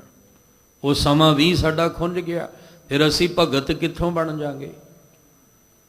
ਫਿਰ ਉਹ ਭਗਤਾਂ ਵਾਲੀ ਲਾਈਨ ਵਿੱਚ ਅਸੀਂ ਕਿੱਥੇ ਆ ਜਾਾਂਗੇ? ਹਜੇ ਤੇ ਅਸੀਂ ਸੰਸਾਰੀਆਂ ਦੀ ਲਾਈਨ ਵਿੱਚ ਹੀ ਤੁਰੇ ਹੋਏ ਆ। ਇਸ ਪੰਕਤੀ ਨੂੰ ਹੀ ਵਿਚਾਰਾਂਗੇ ਤੇ ਬੜੇ ਖੁਲਾਸੇ ਵੀ ਹੋਣੇ ਆ। ਬੜੀ ਵਿਚਾਰਾਂ ਜਿਹੜੀਆਂ ਨੇ ਉਹ ਬਰੀਕੀਆਂ ਮੰਗਦੀਆਂ, ਪਰ ਆਪਾਂ ਸਮੇਂ ਵਿੱਚ ਬਾਹਰ ਪਹਿਲਾਂ ਹੀ ਆਰੰਭ ਵਿੱਚ ਜ਼ਿਕਰ ਕੀਤਾ ਕਿ ਬਾਹਰ ਸਾਡਾ ਇੱਕ ਟਾਈਮ ਟੇਬਲ ਹੈ ਤੇ ਚੱਲਣਾ ਵੀ ਆਪਾਂ ਬਾਹਰੋਂ ਟਾਈਮ ਟੇਬਲ ਨਾਲ ਹੀ ਹੈ। ਹੁਣ ਮੰਨ ਲਓ ਵੀ ਟ੍ਰੇਨ ਨੇ 10 ਵਜੇ ਜਾਣਾ ਹੈ ਤੇ ਮੈਂ ਕਹਾਂ ਪਰਵਾਹ ਹੀ ਕੋਈ ਨਹੀਂ, ਮੈਂ 10:20 ਤੇ ਉਹਨੇ ਤੇ ਨਹੀਂ ਰੁਕਣਾ, ਉਹਨੇ ਤੇ ਆਪਣੇ ਟਾਈਮ ਦੇ ਨਾਲ ਚਲੇ ਜਾਣਾ ਹੈ। ਕੋਈ ਵੀ ਜਿਹੜਾ ਉਹ ਕਾਰਜ ਹੈ ਬਾਹਰ ਦਾ ਜਿਹੜਾ ਸਿਸਟਮ ਹੈ ਉਹ ਸਮੇਂ ਦੇ ਨਾਲ ਚੱਲਦਾ ਹੈ। ਤਾਂ ਹੀ ਤੇ ਆਪਾਂ ਕੈਲੰਡਰ ਬਣਾ ਦਿੱਤਾ, ਤਰੀਕਾਂ ਬਣਾ ਦਿੱਤੀਆਂ, ਦਿਨ ਬਣਾ ਦਿੱਤੇ ਵੀ ਸੋਮਵਾਰ ਤੋਂ ਲੈ ਕੇ ਐਤਵਾਰ ਤੱਕ ਅਸੀਂ ਆਹ ਟਾਈਮ ਟੇਬਲ ਦੇ ਹਿਸਾਬ ਨਾਲ ਚੱਲਣਾ ਹੈ। ਪਰ ਜਿਹੜਾ ਮਨ ਦੀ ਅਵਸਥਾ ਹੈ ਨਾ ਸਾਡੀ, ਉਹਦੇ ਵਿੱਚ ਕੋਈ ਟਾਈਮ ਟੇਬਲ ਨਹੀਂ ਹੈ। ਮਨ ਨੂੰ ਟਾਈਮ ਟੇਬਲ ਦੀ ਜ਼ਰੂਰਤ ਨਹੀਂ ਹੈ। ਮਨ ਨੂੰ ਕੋਈ ਬਣਾ ਕੇ ਦੇਣ ਦੀ ਲੋੜ ਨਹੀਂ ਵੀ ਮਨ ਤੂੰ ਇੰਨੇ ਵਜੇ ਆਹ ਕਰਨਾ ਹੈ, ਇੰਨੇ ਵਜੇ ਆਹ ਕਰਨਾ ਹੈ, ਇੰਨੇ ਵਜੇ ਆਹ ਨਹੀਂ। ਤਨ ਕਰਕੇ ਆਪਾਂ ਸਮੇਂ ਨਾਲ ਚੱਲਣਾ ਹੈ। ਮਨ ਨੂੰ ਹਰ ਵੇਲੇ ਨਿਰੰਕਾਰ ਨਾਲ ਜੋੜ ਕੇ ਰੱਖਣਾ ਹੈ। ਹੱਥ ਪਾਉ ਕਰ ਕਾਮ ਸਭ ਚੀਤ, ਨਿਰੰਚਿਤ ਨੂੰ ਨਿਰੰਕਾਰ ਨਾਲ ਜੋੜ ਕੇ ਰੱਖੋ। ਮਨ ਨੂੰ ਸਮੇਂ ਦੀ ਲੋੜ ਨਹੀਂ ਹੈ, ਸਮੇਂ ਦੀ ਜ਼ਰੂਰਤ ਤਨ ਨੂੰ ਹੈ। ਇਸ ਸਮੇਂ ਦੇ ਵਿੱਚ ਹੈ ਸਾਡਾ ਸਰੀਰ। ਸਮੇਂ ਉਮਰ ਦੇ ਹਿਸਾਬ ਨਾਲ ਬਚਪਨ ਹੈ, ਉਮਰ ਦੇ ਹਿਸਾਬ ਨਾਲ ਜਵਾਨੀ ਹੈ, ਉਮਰ ਦੇ ਹਿਸਾਬ ਨਾਲ ਬੁਢੇਪਾ ਹੈ, ਕਿਉਂਕਿ ਇਹ ਲਿਮਟ ਵਿੱਚ ਹੈ। ਇਹ ਸਮੇਂ ਦੇ ਵਿੱਚ ਹੈ ਸਾਡਾ ਸਰੀਰ। ਇਹ ਸਮੇਂ ਨਾਲ ਬਦਲ ਰਿਹਾ ਹੈ, ਸਮੇਂ ਨਾਲ ਚੱਲ ਰਿਹਾ ਹੈ। ਸਮੇਂ ਨਾਲ ਉੱਠਣਾ ਵੀ ਜ਼ਰੂਰੀ ਹੈ, ਸਮੇਂ ਨਾਲ ਸੌਣਾ ਵੀ ਜ਼ਰੂਰੀ ਹੈ, ਸਮੇਂ ਨਾਲ ਖਾਣਾ ਵੀ ਜ਼ਰੂਰੀ ਹੈ। ਸਰੀਰ ਕਰਕੇ ਆਪਾਂ ਸਮੇਂ ਦੇ ਦਾਇਰੇ ਵਿੱਚ ਹਾਂ, ਕਿਉਂਕਿ ਸਕਲ ਕਾਲ ਕਾ ਕੀਆ ਤਮਾਸ਼ਾ। ਆ ਸਾਰਾ ਤਮਾਸ਼ਾ ਹੀ ਕਾਲ ਸਮੇਂ ਦਾ ਹੈ। ਸਮੇਂ ਨਾਲ ਉੱਠੋ, ਸਮੇਂ ਨਾਲ ਸੌਵੋ, ਸਮੇਂ ਨਾਲ ਆਪਣੇ ਕਿਰਤ ਕਾਰਜ ਜਿਹੜੇ ਕੰਮ ਕਾਜ ਹੈ ਉਹ ਕਰੋ, ਸਮੇਂ ਸਿਰ ਖਾਓ। ਉਹ ਇੱਕ ਸਮਾਂ ਹੈ ਸਾਡਾ। ਪਰ ਮਨ ਉੱਤੇ ਕੋਈ ਸਮਾਂ ਲਾਗੂ ਨਹੀਂ ਹੁੰਦਾ। ਮਨ ਜਿਹੜਾ ਉਹ ਦਿਨ ਰਾਤੀ ਉਸ ਮਾਲਕ ਨੂੰ ਅਰਾਧੇਗਾ ਤਾਂ ਜਾ ਕੇ ਭਗਤੀ ਅੰਦਰ ਉਹ ਰਸ ਬਣਨਾ ਹੈ। ਜੇ ਦਿਨ ਰਾਤੀ ਇਹ ਨਹੀਂ, ਬਸ ਸਮੇਂ ਨਾਲ ਹੀ ਮਨ ਵੀ ਚੱਲ ਰਿਹਾ। ਹੁਣ ਮਨ ਸਮੇਂ ਨਾਲ ਕਿਉਂ ਚੱਲੇਗਾ? ਕਿਉਂਕਿ ਜੁੜਿਆ ਸਰੀਰ ਨਾਲ ਹੈ। ਜੇ ਇਹ ਸਰੀਰ ਨਾਲ ਜੁੜਿਆ ਤੇ ਮਨ ਵੀ ਲਿਮਟ ਵਿੱਚ ਚੱਲੇਗਾ ਵੀ ਦੁੱਖ ਆ ਗਿਆ ਧਿਆਲੋ, ਸੁੱਖ ਆ ਗਿਆ ਤੇ ਫਿਰ ਉਹਨੂੰ ਧਿਆਲੋ, ਮੁੜ ਕੇ ਫਿਰ ਵਿਸਾਰ ਦੇਵੋ। ਸਾਹਿਬ ਕਹਿੰਦੇ ਨਹੀਂ, ਤੂੰ ਉੱਥੇ ਪਹੁੰਚ ਜਿੱਥੇ ਭਗਤੀ ਵਿੱਚ ਦਿਨ ਰਾਤ ਇੱਕ ਪਲ ਵੀ ਉਹਨੂੰ ਵਿਸਾਰਨਾ ਨਹੀਂ ਹੈ, ਇੱਕ ਪਲ ਵੀ ਉਹਨੂੰ ਉੱਥੇ ਭੁਲਾਉਣਾ ਨਹੀਂ ਹੈ। ਉੱਥੇ ਤਾਂ ਬਸ ਉਠਤ ਬੈਠਤ ਸੋਵਤ ਜਾਗਤ ਇਹ ਮਨ ਤੁਝ ਹੈ ਚਿਤਾਰੇ। ਉੱਠਦਿਆਂ ਬਹਿੰਦਿਆਂ ਸੌਂਦਿਆਂ ਜਾਗਦਿਆਂ ਮਨ ਪਰਮੇਸ਼ਵਰ ਨੂੰ ਚੇਤੇ ਕਰਦਾ ਰਵੇ। ਇਸ ਲਈ ਸਾਹਿਬ ਕਹਿੰਦੇ ਜੇ ਵੇਲਾ ਵਖਤ ਵਿਚਾਰੀਐ ਤਾਂ ਕਿਤ ਵੇਲਾ ਭਗਤ ਹੋਏ। ਤਾਂ ਕਿਹੜੇ ਵੇਲੇ ਭਗਤੀ ਕਰੋਗੇ ਤੁਸੀਂ? ਫਿਰ ਉਹ ਭਗਤੀ ਨਹੀਂ ਹੋ ਸਕਦੀ। ਅਨ ਦਿਨ ਨਾਮੇ ਰਤਿਆ ਸੱਚੇ ਸੱਚੀ ਸੋਏ। ਜਿਹੜੇ ਅਨ ਦਿਨ, ਜਿਹੜੇ ਦਿਨ ਰਾਤ ਪਰਮੇਸ਼ਵਰ ਦੇ ਨਾਮ ਦੇ ਵਿੱਚ ਮਨ ਨੂੰ ਰੱਤ ਕੇ ਸੱਚੇ ਦੇ ਵਿੱਚ ਲੀਨ ਹੋਏ ਨੇ, ਉਹਨਾਂ ਦੀ ਸ਼ੋਭਾ ਵੀ ਸੱਚੀ ਹੁੰਦੀ ਹੈ। ਜਾਂ ਜਿਹੜੇ ਅਨ ਦਿਨ ਨਾਮ ਵਿੱਚ ਰਤੇ ਹੋਏ ਨੇ ਉਹ ਸਚਿਆਰ, ਉਹ ਭਗਤ ਨੇ, ਔਰ ਉਹ ਸ਼ੋਭਾ ਵੀ ਸੱਚੇ ਦੀ ਕਰਦੇ ਆ। ਉਹ ਕਦੇ ਝੂਠੇ ਦੀ ਸ਼ੋਭਾ ਨਹੀਂ ਕਰਦੇ। ਜਿਹੜੇ ਦਿਨ ਰਾਤ ਪਰਮੇਸ਼ਵਰ ਦੇ ਨਾਮ ਵਿੱਚ ਰਤੇ ਹੁੰਦੇ ਹਨ। ਇੱਕ ਤਿਲ ਪਿਆਰਾ ਵਿਸਰੈ ਭਗਤ ਕਿਨੇਹੀ ਹੋਏ। ਮਨ ਤਨ ਸ਼ੀਤਲ ਸਾਚ ਸਿਓ ਸਾਸਨਾ ਬਿਰਥਾ ਕੋਏ। ਜਿਹੜੇ ਭਗਤ ਹੁੰਦੇ ਨੇ, ਭਗਤੀ ਦੇ ਵਿੱਚ ਲੀਨ ਹੋਏ, ਉਹ ਕਹਿੰਦੇ ਨੇ ਇੱਕ ਤਿਲ ਪਿਆਰਾ ਵਿਸਰੈ। ਜੇ ਇੱਕ ਤਿਲ ਵੀ, ਥੋੜਾ ਜਿੰਨਾ ਵੀ ਪਿਆਰਾ ਵਾਹਿਗੁਰੂ ਵਿਸਰ ਜਾਂਦਾ ਹੈ, ਭਗਤ ਕਨੇਹੀ ਹੋਏ। ਤੇ ਆਹ ਕਿਹੜੀ ਭਗਤੀ ਹੋਈ? ਕਨੇਹੀ ਦਾ ਅਰਥ ਹੈ ਵੀ ਇਹ ਕਿੱਦਾਂ ਦੀ ਭਗਤੀ ਹੋਈ? ਭਗਤੀ ਵਿੱਚ ਤੇ ਉਹ ਇੱਕ ਤਿਲ ਜਿੰਨਾ ਵੀ ਨਹੀਂ ਵਿਸਰਨਾ ਚਾਹੀਦਾ, ਥੋੜਾ ਜਿੰਨਾ ਵੀ ਅੰਦਰੋਂ ਉਹ ਵਿਸਰਨਾ ਨਹੀਂ ਚਾਹੀਦਾ। ਭਾਵ ਸਾਡੇ ਅੰਦਰ ਇਹ ਅਵਸਥਾ ਨਹੀਂ, ਜਿਨ੍ਹਾਂ ਅੰਦਰ ਬਣੀ ਹੈ ਮੁਬਾਰਕ ਹੈ। ਪਰ ਅਸੀਂ ਕਿੱਥੇ ਖਲੋਤੇ ਹਾਂ? ਅਸੀਂ ਤੇ ਹਜੇ ਅਰਦਾਸ ਵਿੱਚ ਖਲੋਤੇ ਹਾਂ। ਵਿਸਰ ਨਾਹੀ ਦਾਤਾਰ ਆਪਣਾ ਨਾਮ ਦੇਹੋ ਗੁਣ ਗਾਵਾਂ ਦਿਨ ਰਾਤ ਨਾਨਕ ਚਾਓ। ਇਹੋ ਹਜੇ ਤੇ ਇੱਥੇ ਖਲੋਤੇ ਹਾਂ ਆਪਾਂ। ਜਾਂ ਇੱਕ ਮਾਹੌਲ ਤੁਸੀਂ ਇੱਕ ਹੋਰ ਵੇਖਣ ਨੂੰ ਮਿਲਦਾ ਹੈ ਆਮ ਤੌਰ ਤੇ ਕਿ ਜਦੋਂ ਕੋਈ ਵੀ ਪੁਰਬ ਜਾਂ ਦਿਨ ਤਿਉਹਾਰ ਵੀ ਹੋਵੇ ਤੇ ਬੰਦਾ ਆ ਸਮਾਗਮ ਇੱਕ ਉਲੀਕਿਆ ਜਾਂਦਾ ਹੈ ਤੇ ਕਈ ਥਾਵਾਂ ਤੇ ਇਹ ਵੀ ਵੇਖਣ ਨੂੰ ਮਿਲਦਾ ਹੈ ਕਿ ਜਿਨ੍ਹਾਂ ਦੇ ਗੁਰੂ ਘਰ ਤੋਂ ਘਰ ਤੱਕ ਆਵਾਜ਼ ਜਾ ਰਹੀ ਹੈ ਨਾ, ਗੁਰੂ ਘਰ ਤੋਂ ਘਰ ਤੱਕ ਆਵਾਜ਼ ਪਹੁੰਚ ਰਹੀ ਹੈ, ਉਹ ਕਹਿੰਦੇ ਅਸੀਂ ਘਰੋਂ ਉਦੋਂ ਹੀ ਗੁਰਦੁਆਰੇ ਜਾਵਾਂਗੇ ਜਦੋਂ ਆਨੰਦ ਸਾਹਿਬ ਦਾ ਪਾਠ ਸ਼ੁਰੂ ਹੋਏਗਾ। ਉਹ ਘਰੋਂ ਨਿਕਲਦੇ ਹੀ ਨਹੀਂ, ਉਹ ਬਸ ਇਹੀ ਧਿਆਨ ਰੱਖਦੇ ਆ ਵੀ ਹੁਣ ਕਦੋਂ ਭੋਗ ਪੈਣਾ, ਸਮਾਪਤੀ ਹੋਣੀ ਹੈ, ਆਨੰਦ ਸਾਹਿਬ ਦਾ ਪਾਠ ਸ਼ੁਰੂ ਹੋਏਗਾ, ਫਿਰ ਪਹਿਲਾਂ ਜਾ ਕੇ ਕੀ ਕਰਨਾ ਹੈ। ਕਈਆਂ ਦੀ ਰਸਨਾ ਤੋਂ, ਤੁਸੀਂ ਵੀ ਸਮਾਜ ਵਿੱਚ ਰਹਿੰਦੇ ਹੋ, ਆਂਢ ਗੁਆਂਢ ਦੇ ਵਿੱਚ ਕੋਈ ਨਾ ਇੱਕ ਅੱਧ ਐਸਾ ਹੋਏਗਾ ਜਿਹੜਾ ਕਹਿੰਦਾ ਪਹਿਲਾਂ ਜਾ ਕੇ ਕੀ ਕਰਨਾ ਹੈ। ਕੀਰਤਨ ਕਥਾ ਜਿਹੜਾ ਪਾਠ ਉੱਥੇ ਚੱਲ ਰਿਹਾ, ਉਹ ਕਹਿੰਦਾ ਪਹਿਲਾਂ ਜਾ ਕੇ ਕੀ ਕਰਨਾ ਹੈ, ਜਦੋਂ ਲੰਗਰ ਦਾ ਟਾਈਮ ਹੋਏਗਾ ਉਦੋਂ ਜਾਵਾਂਗੇ, ਜਦੋਂ ਸਮਾਪਤੀ ਹੋਣ ਵਾਲੀ ਹੋਏਗੀ ਉਦੋਂ ਜਾਵਾਂਗੇ, ਪਹਿਲਾਂ ਘੰਟਾ ਜਾ ਕੇ ਉੱਥੇ ਬੈਠ ਜਾਈਏ। ਐਸੀ ਸੋਚ ਕੀ ਸਾਡੇ ਅੰਦਰ ਭਗਤੀ ਦੀ ਅਵਸਥਾ ਬਣ ਸਕਦੀ ਹੈ? ਅਸੀਂ ਹਜੇ ਉਹ ਭਗਤ ਦੀ ਅਵਸਥਾ ਤੱਕ ਪਹੁੰਚ ਹੀ ਨਹੀਂ ਸਕਦੇ ਹਾਂ। ਇੱਥੇ ਤਾਂ ਬੜੀ ਵੱਡੀ ਗੱਲ ਗੁਰੂ ਅਮਰਦਾਸ ਜੀ ਨੇ ਕਹਿਤੀ, ਕਹਿੰਦੇ ਇੱਕ ਤਿਲ ਪਿਆਰਾ ਵਿਸਰੈ, ਜੇ ਥੋੜਾ ਜਿੰਨਾ ਵੀ ਉਹ ਵਿਸਰੇ ਨਾ, ਭਗਤ ਕਨੇਹੀ ਹੋਏ। ਇਹਨੂੰ ਕਿਹੜਾ ਭਗਤੀ ਕਹਿੰਦੇ ਆ? ਇਹਨੂੰ ਭਗਤੀ ਨਹੀਂ ਕਹਿੰਦੇ। ਇਹ ਕਿੱਦਾਂ ਦੀ ਭਗਤੀ ਹੈ? ਕਨੇਹੀ ਦਾ ਅਰਥ ਹੈ ਕਿੱਦਾਂ ਦੀ ਭਗਤੀ ਹੈ?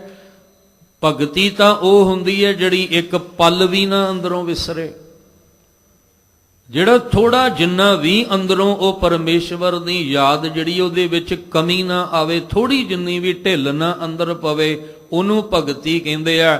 ਜੇ ਇੱਕ ਪਲ ਵੀ ਵਿਸਰ ਜਾਏ ਤੇ ਉਹਨੂੰ ਵੀ ਭਗਤੀ ਨਹੀਂ ਕਹਿੰਦੇ। ਐਵੇਂ ਨਹੀਂ ਸੀ ਕਿਹਾ ਭਗਤਾਂ ਕੀ ਚਾਲ ਨਰਾਲੀ, ਚਾਲਾਂ ਨਰਾਲੀ ਭਗਤਾਂ ਕੇਰੀ ਬਿਖਮ, ਇਹੀ ਤੇ ਬਿਖਮ ਹੈ।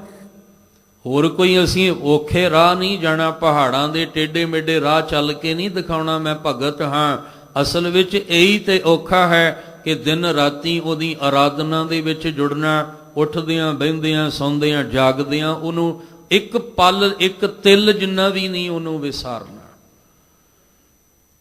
ਉਹ ਹੈ ਅਸਲ ਦੇ ਵਿੱਚ ਸੱਚੀ ਭਗਤੀ। ਤੇ ਜੇ ਕਹਿੰਦੇ ਨੇ ਇੱਕ ਤਿਲ ਜਿੰਨੀ ਵੀ, ਥੋੜੀ ਜਿੰਨੀ ਵੀ ਅੰਦਰੋਂ ਉਹਦੀ ਯਾਦ ਵਿਸਰਦੀ ਹੈ ਪਿਆਰੇ ਦੀ, ਤਾਂ ਭਗਤ ਕਨੇਹੀ ਹੋਏ। ਫਿਰ ਇਹ ਕਿੱਦਾਂ ਦੀ ਭਗਤੀ ਹੈ? ਭਾਵ ਅਜੇ ਅੰਦਰ ਭਗਤੀ ਦਾ ਜਾਗ ਲੱਗਾ ਹੀ ਕੋਈ ਨਹੀਂ ਹੈ। ਕਬੀਰ ਸਾਹਿਬ ਜੀ ਨੂੰ ਵੀ ਪੁੱਛਿਆ, ਨਾਮਦੇਵ ਜੀ ਨੂੰ ਵੀ ਪੁੱਛਿਆ, ਜਿੰਨੇ ਵੀ ਕਿਰਤੀ ਹੋਏ ਨੇ, ਮਿਹਨਤੀ ਹੋਏ ਨੇ, ਮਿਹਨਤ ਕਰਨ ਵਾਲੇ, ਜਿਹੜੇ ਸਾਰਾ ਦਿਨ, ਜਿਵੇਂ ਕਬੀਰ ਸਾਹਿਬ ਖੱਡੀ ਤੇ ਕੱਪੜਾ ਹੀ ਜਿਹੜਾ ਉਹ ਤਿਆਰ ਕਰਦੇ ਰਹਿ ਜਾਂਦੇ ਆ। ਨਾਮਦੇਵ ਜੀ ਸਾਰੀ ਦਿਹਾੜੀ ਕੱਪੜੇ ਹੀ ਰੰਗਦੇ ਰਹਿੰਦੇ ਆ। ਹੁਣ ਜਿਹੜੀ ਸੰਸਾਰੀ ਨਜ਼ਰ ਹੈ ਉਹਨਾਂ ਕਹਿਣਾ ਇਹ ਭਗਤ ਹੈ, ਸਾਰੀ ਦਿਹਾੜੀ ਤੇ ਕੱਪੜਾ ਬਣਾਉਂਦਾ ਰਹਿੰਦਾ ਹੈ। ਇਹ ਭਗਤ ਹੈ, ਸਾਰੀ ਦਿਹਾੜੀ ਤੇ ਜੁੱਤੀਆਂ ਗੰਢਦਾ ਰਹਿੰਦਾ ਹੈ। ਇਹ ਭਗਤ ਹੈ, ਇਹ ਤੇ ਸਾਰੀ ਦਿਹਾੜੀ ਕੱਪੜਾ ਰੰਗਦਾ ਰਹਿੰਦਾ ਹੈ। ਭਗਤੀ ਕਿਹੜੇ ਵੇਲੇ ਕਰਦਾ ਹੈ? ਪਰ ਉਹ ਕਹਿਣ ਲੱਗੇ ਨਹੀਂ, ਆਹ ਜਿਹੜੀ ਕਿਰਤ ਕਰਦੇ ਆ ਇਹ ਸਾਡੀ ਭਗਤੀ ਬਣ ਗਈ ਹੈ। ਜਿਹੜੇ ਅਸੀਂ ਕਦਮ ਚੱਲਦੇ ਹਾਂ ਤੇ ਹਰ ਕਦਮ ਪਿੱਛੇ ਦੂਜਾ ਕਦਮ ਚੱਲਦਾ ਨਾ, ਤੇ ਉਹ ਹਰ ਕਦਮ ਤੇ ਚੱਲਦਾ ਹੈ ਵਾਹਿਗੁਰੂ ਵਾਹਿਗੁਰੂ, ਭਾਵ ਹਰ ਵੇਲੇ ਪਰਮੇਸ਼ਵਰ ਦੀ ਯਾਦ ਅੰਦਰ ਚੱਲਦੀ ਹੈ। ਜਿਵੇਂ ਜੁੱਤੀਆਂ ਗੰਢਦੇ ਆ, ਉਹ ਕਹਿੰਦੇ ਮੈਂ ਆਪਣੇ ਅੰਦਰ ਨੂੰ ਗੰਢ ਲਿਆ। ਕੱਪੜੇ ਰੰਗਦੇ ਆ, ਕਹਿੰਦੇ ਮੈਂ ਅੰਦਰ ਨੂੰ ਰੰਗ ਲਿਆ। ਕਹਿੰਦੇ ਕੱਪੜਾ ਸਿਉਂਦੇ ਆ, ਉਹ ਕਹਿੰਦੇ ਮੈਂ ਆਪਣੇ ਅੰਦਰ ਦਾ ਜਿਹੜਾ ਪ੍ਰੇਮ ਪਟੋਲਾ ਤੈਂ ਸ਼ੌ ਦਿੱਤਾ ਢੱਕਣ, ਕੂੰ ਪਤ ਮੇਰੀ ਵਾਲੀ ਖੇਡ ਅੰਦਰ ਬਣਾ ਲਈ ਹੈ। ਅਸੀਂ ਤਨ ਵੇਖ ਕੇ ਅੰਦਾਜ਼ਾ ਲਾਉਂਦੇ ਆ, ਪਰ ਭਗਤੀ ਦੀ ਅਵਸਥਾ ਤਾਂ ਮਨ ਵੇਖ ਕੇ ਅੰਦਰ ਦਾ ਅੰਦਾਜ਼ਾ ਲੱਗਣਾ ਹੈ। ਇਸ ਲਈ ਸਾਹਿਬ ਕਹਿੰਦੇ ਜੇ ਉਹ ਪਿਆਰਾ ਇੱਕ ਪਲ ਲਈ ਵੀ ਜਾਂ ਇੱਕ ਤਿਲ ਜਿੰਨਾ ਵੀ ਵਿਸਰਦਾ ਹੈ ਤਾਂ ਇਹ ਕਿਹੜੀ ਭਗਤੀ ਹੈ? ਇਹਨੂੰ ਭਗਤੀ ਨਹੀਂ ਕਿਹਾ ਜਾ ਸਕਦਾ। ਮਨ ਤਨ ਸ਼ੀਤਲ ਸਾਚ ਸਿਉ, ਸਾਸ ਨ ਬਿਰਥਾ ਕੋਏ। ਜਿਹੜੇ ਅਸਲ ਭਗਤ ਹੁੰਦੇ ਨੇ, ਜਿਨ੍ਹਾਂ ਅੰਦਰ ਜਾਗ ਲੱਗ ਗਿਆ, ਜਿਨ੍ਹਾਂ ਨੂੰ ਨਾਮ ਦਾ ਰਸ ਮਿਲ ਗਿਆ, ਉਹਨਾਂ ਦਾ ਮਨ ਔਰ ਤਨ ਸਦਾ ਸ਼ੀਤਲ ਰਹਿੰਦਾ ਹੈ, ਸ਼ਾਂਤ ਰਹਿੰਦਾ ਹੈ। ਜਿਹੜੇ ਭਗਤ ਨਾਮ ਦੇ ਵਿੱਚ ਲੀਨ ਹੁੰਦੇ ਨੇ, ਉਹਨਾਂ ਅੰਦਰ ਕਦੇ ਕ੍ਰੋਧ ਨਹੀਂ ਆਉਂਦਾ ਤੇ ਕਦੇ ਕ੍ਰੋਧ ਵਿੱਚ ਆ ਕੇ ਉਹ ਵਿਰੋਧ ਨਹੀਂ ਕਰਦੇ। ਇਸ ਲਈ ਉਹ ਸ਼ੀਤਲ ਰਹਿੰਦੇ ਆ। ਸ਼ੀਤਲ ਦਾ ਅਰਥ ਹੈ ਸ਼ਾਂਤ ਰਹਿੰਦੇ ਨੇ, ਜਾਂ ਸ਼ੀਤਲ ਦਾ ਅਰਥ ਹੈ ਉਹਨਾਂ ਅੰਦਰ ਵਿਕਾਰਾਂ ਦੀ ਅਗਨੀ ਉਹਨਾਂ ਨੂੰ ਕਦੇ ਨਹੀਂ ਅੰਦਰੋਂ ਤਪਾਉਂਦੀ। ਉਹ ਅੰਦਰੋਂ ਬਿਲਕੁਲ ਸ਼ੀਤਲ ਰਹਿੰਦੇ ਆ। ਪਰ ਸੰਸਾਰੀ ਦੀ ਹਾਲਤ ਕੀ ਹੈ? ਜਿਉ ਤਪਤ ਹੈ ਬਾਰੋ ਬਾਰ, ਤਪ ਤਪ ਖਪੈ ਬਹੁਤ ਬੇਕਾਰ, ਜੈ ਤਨ ਬਾਣੀ ਵਿਸਰ ਜਾਏ, ਜਿਉ ਪੱਕਾ ਰੋਗੀ ਬਿਲਾਏ। ਇਹ ਸੰਸਾਰੀ ਦੀ ਹਾਲਤ ਹੈ। ਪਰ ਜਿਹੜੇ ਭਗਤ ਹੁੰਦੇ ਨੇ ਉਹ ਮਨ ਤੇ ਤਨ ਕਰਕੇ ਸ਼ੀਤਲ ਹੁੰਦੇ ਨੇ। ਉਹਨਾਂ ਅੰਦਰ ਵਿਕਾਰਾਂ ਦੀ ਅਗਨੀ ਵੀ ਨਹੀਂ ਹੁੰਦੀ ਤੇ ਨਾ ਉਹ ਵਿਕਾਰਾਂ ਦੀ ਅਗਨੀ ਵਿੱਚ ਤਪਦੇ ਨੇ। ਉਹ ਇਹਦੇ ਤੋਂ ਉਹ ਅੰਜਨ ਮਾਹੇ ਨਿਰੰਜਨ ਰਹੀਏ ਵਾਲੀ ਅਵਸਥਾ ਦੇ ਮਾਲਕ ਨੇ। ਇਸ ਲਈ ਸਾਹਿਬ ਕਹਿੰਦੇ ਮਨ ਤਨ ਸ਼ੀਤਲ ਸਾਚ ਸਿਉ, ਸਿਉ ਮੈਨੇ ਨਾਲ ਸੱਚ ਪਰਮੇਸ਼ਵਰ ਦੇ ਨਾਮ ਨਾਲ ਜੁੜ ਕੇ ਉਹ ਸ਼ੀਤਲ ਹੋ ਜਾਂਦੇ ਨੇ। ਸਾਸ ਨ ਬਿਰਥਾ ਕੋਏ, ਉਹਨਾਂ ਦਾ ਇੱਕ ਸਾਹ ਵੀ ਬੇਅਰਥ ਨਹੀਂ ਜਾਂਦਾ। ਅਸੀਂ ਦੁਕਾਨਦਾਰੀ ਕਰਨੀ ਹੈ, ਸਵਾਸਾਂ ਨਾਲ ਨਹੀਂ ਕਰਨੀ, ਸਰੀਰ ਨਾਲ ਕਰਨੀ ਹੈ।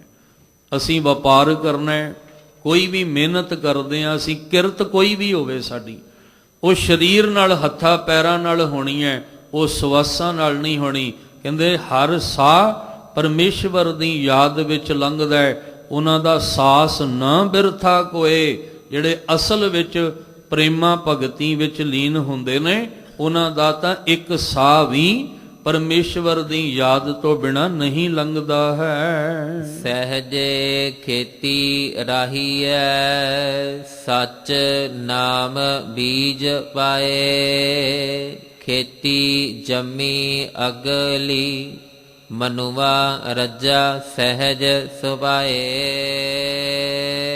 ਹੁਣ ਆਪਾਂ ਸੰਸਾਰੀ ਜੀਵ ਹਾਂ, ਕਦੇ ਚੇਤੇ ਕਰ ਲਿਆ ਕਦੇ ਨਾ ਕੀਤਾ, ਜਾਂ ਕਈ ਵਾਰੀ ਪਾਠ ਕਰਦੇ ਕਰਦੇ ਵੀ ਮਨ ਕਿਤੇ ਤੁਰਿਆ ਫਿਰਦਾ ਹੁੰਦਾ ਹੈ, ਮਨ ਕਿਸੇ ਹੋਰ ਨੂੰ ਚੇਤੇ ਕਰ ਰਿਹਾ ਹੁੰਦਾ ਹੈ, ਮਨ ਵਿੱਚ ਯਾਦਾਂ ਕਿਸੇ ਹੋਰ ਦੀਆਂ ਬਣੀਆਂ ਹੁੰਦੀਆਂ, ਕਿਉਂਕਿ ਹਜੇ ਸੰਸਾਰੀ ਪ੍ਰਭਾਵ ਸਾਡੇ ਮਨ ਤੇ ਪਿਆ। ਅਸੀਂ ਤਾਂ ਨੇੜੇ ਹੋ ਕੇ ਵੀ ਕਈ ਵਾਰੀ ਕੋਹਾਂ ਦੂਰ ਚਲੇ ਜਾਂਦੇ ਹਾਂ, ਕਈ ਵਾਰੀ ਤਾਂ ਮੇਰੇ ਵਰਗਾ ਹਾਜ਼ਰ ਹੋ ਕੇ ਵੀ ਗੈਰ ਹਾਜ਼ਰ ਹੋ ਜਾਂਦਾ ਹੈ। ਇਸ ਲਈ ਸਾਹਿਬ ਜੀ ਕਹਿੰਦੇ ਕੀ ਕਰ, ਪਹਿਲਾਂ ਤੂੰ ਬੀਜ ਪਾਉਣ ਦੀ ਜਾਚ ਸਿੱਖ, ਕਿਉਂਕਿ ਭਗਤ ਇੱਕ ਫਲ ਹੈ। ਉਸ ਫਲ ਤੱਕ ਤਾਂ ਹੀ ਪਹੁੰਚੇਗਾ ਜੇ ਪਹਿਲਾਂ ਬੀਜ ਪਾਉਣ ਦੀ ਜਾਚ ਆਏਗੀ। ਭਗਤ ਜਿਹੜੀ ਸਟੇਜ ਹੈ ਨਾ, ਇਹ ਇੱਕ ਮੰਨ ਲਓ ਰੁੱਖ ਨੂੰ ਲੱਗਾ ਹੋਇਆ ਫਲ ਹੈ ਜਿਹਦੇ ਵਿੱਚ ਰਸ ਭਰਿਆ ਹੁੰਦਾ ਹੈ, ਤੇ ਉਸ ਫਲ ਤੱਕ ਰਸ ਤੱਕ ਪਹੁੰਚਣ ਲਈ ਪਹਿਲਾਂ ਸਾਨੂੰ ਬੀਜ ਤੋਂ ਸ਼ੁਰੂਆਤ ਕਰਨੀ ਪੈਣੀ ਹੈ। ਬੀਜ ਬੀਜਣਾ ਨਹੀਂ ਆਇਆ ਤੇ ਪਹੁੰਚ ਅਸੀਂ ਫਲ ਤੱਕ ਚਾਹੁੰਦੇ ਹਾਂ ਵੀ ਸਾਡੀ ਹੋ ਜਾਏ। ਉਹਦੀ ਰਹਿਮਤ ਤੋਂ ਬਿਨਾਂ ਫਲ ਤੱਕ ਵੀ ਨਹੀਂ ਪਹੁੰਚਿਆ ਜਾਂਦਾ। ਰੀਸ ਅਸੀਂ ਭਗਤਾਂ ਦੀ ਕਰਦੇ ਹਾਂ, ਰੀਸ ਅਸੀਂ ਉਹਨਾਂ ਗੁਰਮੁਖਾਂ ਦੀ ਕਰਦੇ ਹਾਂ ਜਿਨ੍ਹਾਂ ਜਨਮ ਸਵਾਰਿਆ। ਪਰ ਮਹਾਰਾਜ ਕਹਿੰਦੇ ਕੱਲੀ ਰੀਸ ਨਾਲ ਗੱਲ ਨਹੀਂ ਬਣਨੀ, ਜਿਵੇਂ ਉਹਨਾਂ ਨੇ ਬੀਜ ਪਾ ਕੇ ਫਲ ਤੱਕ ਪਹੁੰਚਣਾ ਕੀਤਾ, ਤੂੰ ਵੀ ਮਿਹਨਤ ਉਸੇ ਤਰ੍ਹਾਂ ਕਰ। ਗੱਲ ਕੇਵਲ ਰੀਸ ਦੀ ਨਹੀਂ, ਕਿਉਂਕਿ ਸੁਣ ਗੱਲਾਂ ਆਕਾਸ਼ ਕੀ ਕੀਟਾ ਆਈ, ਰੀਸ ਨਾਨਕ ਨਦਰੀ ਪਾਈ ਹੈ ਕੂੜੀ ਕੂੜੇ ਠੇਸ। ਉਹ ਤੇ ਨਿਰੀਆਂ ਗੱਪਾਂ ਹੀ ਹੋ ਜਾਣੀਆਂ ਨੇ, ਗੱਲਾਂ ਹੀ ਹੋ ਜਾਣੀਆਂ, ਉਹਦੇ ਵਿੱਚ ਰਸ ਕੋਈ ਨਹੀਂ ਮਿਲਣਾ।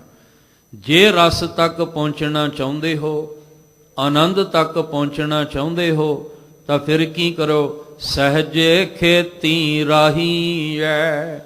ਸਹਿਜ ਵਾਲੀ ਖੇਤੀ ਚਾਹੀਦੀ ਹੈ। ਸਹਿਜ ਮੈਨੇ ਅਡੋਲਤਾ ਵਾਲੀ ਖੇਤੀ ਚਾਹੀਦੀ ਹੈ। ਤੇ ਉਸ ਅਡੋਲਤਾ ਵਾਲੀ ਖੇਤੀ ਵਿੱਚ ਕੀ ਕਰਨਾ ਹੈ, ਸੱਚ ਨਾਮ ਬੀਜ ਪਾਏ। ਸੱਚੇ ਨਾਮ ਦਾ ਬੀਜ ਉਹਦੇ ਵਿੱਚ ਤੈਨੂੰ ਪਾਉਣਾ ਪੈਣਾ ਹੈ। ਜੇ ਤੂੰ ਸੰਸਾਰੀ ਤੋਂ ਭਗਤ ਦੀ ਅਵਸਥਾ ਤੱਕ ਪਹੁੰਚਣਾ ਹੈ, ਜੇ ਮਨਮੁਖ ਤੋਂ ਗੁਰਮੁਖ ਤੱਕ ਦਾ ਸਫ਼ਰ ਤੈਅ ਕਰਨਾ ਹੈ, ਜੇ ਤੂੰ ਉਹ ਫਲ ਆਨੰਦ ਵਾਲਾ, ਆਨੰਦ ਰਸ ਵਾਲਾ ਫਲ ਤੂੰ ਭੋਗਣਾ ਚਾਹੁੰਦਾ ਹੈ, ਤਾਂ ਫਿਰ ਤੈਨੂੰ ਇਹ ਸ਼ੁਰੂਆਤ ਬੀਜ ਤੋਂ ਕਰਨੀ। ਤੇ ਬੀਜ ਵੀ ਕਿਹੜਾ ਪਾਉਣਾ ਹੈ, ਸੱਚ ਨਾਮ ਬੀਜ ਪਾਏ। ਆ ਦੁਨੀਆ 'ਚ ਬੀਜ ਵੰਡਣ ਵਾਲੇ ਬਹੁਤ ਬੈਠੇ ਨੇ। ਅਸੀਂ ਕਿਤੇ ਅਧੂਰੇ ਬੀਜ ਨਾਲ ਸਾਂਝ ਨਾ ਪਾ ਲਈਏ, ਨਹੀਂ ਤੇ ਫਲ ਵੀ ਅਧੂਰਾ ਹੀ ਰਹਿ ਜਾਏਗਾ। ਫਿਰ ਅਸੀਂ ਦੋਸ਼ ਦਿਆਂਗੇ ਮਾਲਕ ਨੂੰ ਕਿ ਅਸੀਂ ਬੀਜ ਤਾਂ ਪਾਇਆ ਸੀ, ਫਲ ਅਧੂਰਾ ਮਿਲਿਆ। ਮਹਾਰਾਜ ਕਹਿੰਦੇ ਤੂੰ ਬੀਜ ਜਿਹੜਾ ਸੀ ਉਹ ਕੱਚਾ ਪਾਇਆ, ਸੱਚਾ ਨਹੀਂ ਤੂੰ ਪਾਇਆ। ਤੂੰ ਸੱਚ ਨਾਮ ਦਾ ਬੀਜ ਪਾਉਣਾ ਸੀ। ਇਸ ਲਈ ਮਹਾਰਾਜ ਜੀ ਕਹਿੰਦੇ ਖੇਤੀ ਚਾਹੀਦੀ ਹੈ ਪਹਿਲਾਂ ਸਹਿਜ ਵਾਲੀ, ਅਡੋਲਤਾ ਵਾਲੀ। ਅਡੋਲਤਾ ਵਾਲੀ ਭਾਵ ਧੀਰਜ ਵਾਲੀ, ਸਹਿਨਸ਼ੀਲਤਾ ਵਾਲੀ। ਧੀਰਜ ਸਹਿਨਸ਼ੀਲਤਾ ਵਾਲੀ ਖੇਤੀ ਚਾਹੀਦੀ ਹੈ, ਜਿਹਦੇ ਵਿੱਚ ਸੱਚੇ ਨਾਮ ਦਾ ਤੂੰ ਬੀਜ ਪਾ। ਨਾਮ ਬੀਜ ਸੰਤੋਖ ਸੁਹਾਗਾ, ਰੱਖ ਗਰੀਬੀ ਵੇਸ ਵਾਲੀ ਅਵਸਥਾ ਬਣਾ। ਫਿਰ ਖੇਤੀ ਜੰਮੀ ਅਗਲੀ। ਅਗਲੀ ਗੁਰੂ ਗ੍ਰੰਥ ਸਾਹਿਬ ਜੀ ਦੀ ਬਾਣੀ ਵਿੱਚ ਅਗਲਾ ਅਗਲੀ ਸ਼ਬਦ ਬਹੁਤ ਵਾਸਤੇ ਆਇਆ ਹੈ। ਆਪਾਂ ਗੱਲ ਕਰਾਂਗੇ ਵੀ ਅਗਲੀ ਮੈਨੇ ਅੱਗੇ ਦੀ, ਪਰ ਇੱਥੇ ਜਿਹੜਾ ਗੁਰਬਾਣੀ ਵਿੱਚ ਆਇਆ ਇਹਦਾ ਅਰਥ ਹੈ ਬਹੁਤ। ਜਦੋਂ ਤੂੰ ਬੀਜ ਪਾਏਂਗਾ ਤੇਰੇ ਖੇਤਾਂ ਦੇ ਵਿੱਚ, ਖੇਤ ਕੀ ਆ ਸਰੀਰ, ਇਹ ਸਰੀਰ ਖੇਤ ਹੈ, ਇਹਦੇ ਵਿੱਚ ਅਸੀਂ ਮਨ ਕਰਕੇ ਬੀਜ ਨਾਮ ਦਾ ਪਾਉਣਾ ਹੈ। ਜਦੋਂ ਅਸੀਂ ਮਨ ਕਰਕੇ ਨਾਮ ਦਾ ਬੀਜ ਪਾਵਾਂਗੇ ਫਿਰ ਉਹ ਕੀ ਹੋਏਗਾ, ਖੇਤੀ ਜੰਮੀ। ਜੰਮੀ ਦਾ ਅਰਥ ਉਹ ਫਿਰ ਬੀਜ ਪੁੰਗਰੇਗਾ। ਜਦੋਂ ਉਹ ਪੁੰਗਰੇਗਾ ਤਾਂ ਤੈਨੂੰ ਬਹੁਤ ਸਾਰਾ ਫਲ ਮਿਲੇਗਾ। ਉਹ ਫਲ ਭਗਤੀ ਵਾਲਾ ਮਿਲੇਗਾ, ਕਿਉਂਕਿ ਨਾਮ ਬੀਜ ਵਿੱਚ ਭਗਤੀ ਦਾ ਫਲ ਲੱਗਣਾ ਹੈ। ਤੇਰੇ ਅੰਦਰ ਭਗਤੀ ਦਾ ਜਾਗ ਲੱਗੇਗਾ।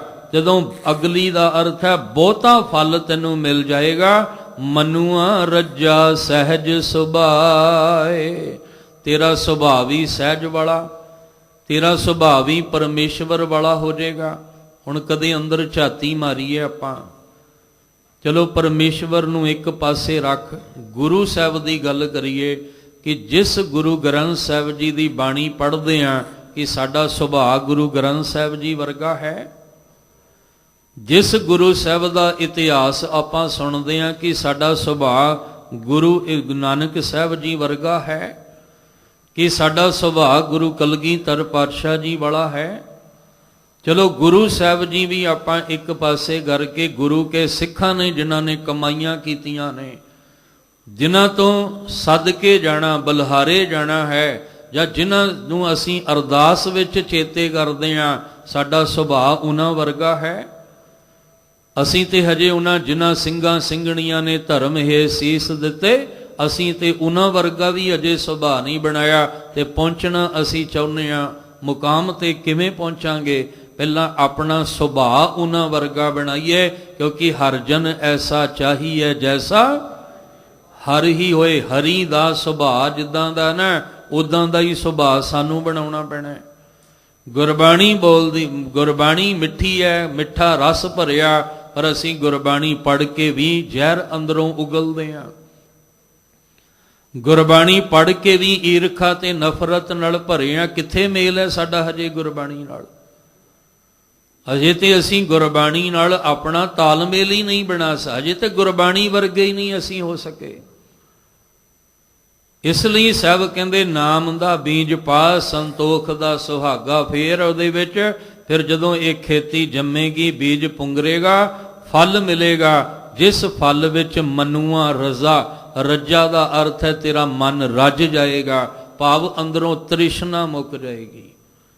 ਸਬਰ ਸੰਤੋਖ, ਰੱਜਾ ਦਾ ਅਰਥ ਹੈ ਸਬਰ ਸੰਤੋਖ, ਤੇਰੇ ਮਨ ਵਿੱਚ ਸਬਰ ਆ ਜਾਏਗਾ, ਤੇਰਾ ਮਨ ਅੰਦਰ ਸੰਤੋਖੀ ਹੋ ਜਾਏਗਾ। ਤੇ ਉਹ ਮਨ ਜਦੋਂ ਸੰਤੋਖੀ ਹੋ ਜਾਏਗਾ, ਸਹਿਜ ਸੁਭਾਏ, ਤੇਰਾ ਸੁਭਾਅ ਫਿਰ ਉਸ ਮਾਲਕ ਵਰਗਾ ਹੋ ਜਾਏਗਾ ਜਿਹਦੇ ਨਾਮ ਦਾ ਤੂੰ ਬੀਜ ਅੰਦਰ ਬੀਜਿਆ ਸੀ, ਉਹਦੇ ਵਰਗਾ ਫਿਰ ਸੁਭਾਅ ਤੇਰਾ ਹੋ ਜਾਵੇਗਾ। ਗੁਰ ਕਾ ਸ਼ਬਦ ਅੰਮ੍ਰਿਤ ਹੈ, ਜਿਤ ਪੀਤੈ ਤਿਖ ਜਾਏ। ਇਹ ਮਨ ਸਾਚਾ ਸੱਚ ਰਤਾ, ਸੱਚੇ ਰਹਿਆ ਸਮਾਏ। ਦੋ ਗੱਲਾਂ ਗੁਰੂ ਅਮਰਦਾਸ ਮਹਾਰਾਜ ਜੀ ਕਰ ਰਹੇ ਨੇ, ਇੱਕ ਤਾਂ ਸਾਨੂੰ ਸਮਝਾਉਣ ਲਈ, ਔਰ ਇੱਕ ਅਵਸਥਾ ਭਗਤ ਦੀ ਨਾਲ ਬਿਆਨ ਕਰ ਰਹੇ, ਕਿਉਂਕਿ ਸਮਝ ਹੀ ਤਾਂ ਆਉਣੀ ਹੈ। ਦੋ ਚੀਜ਼ਾਂ ਸਾਹਮਣੇ ਹੋਣਗੀਆਂ ਤਾਂ ਹੀ ਗੱਲ ਸਮਝ ਆਏਗੀ, ਗੁਰਮੁਖ ਦੀ ਅਵਸਥਾ ਤੇ ਮਨਮੁਖ ਦੀ ਅਵਸਥਾ।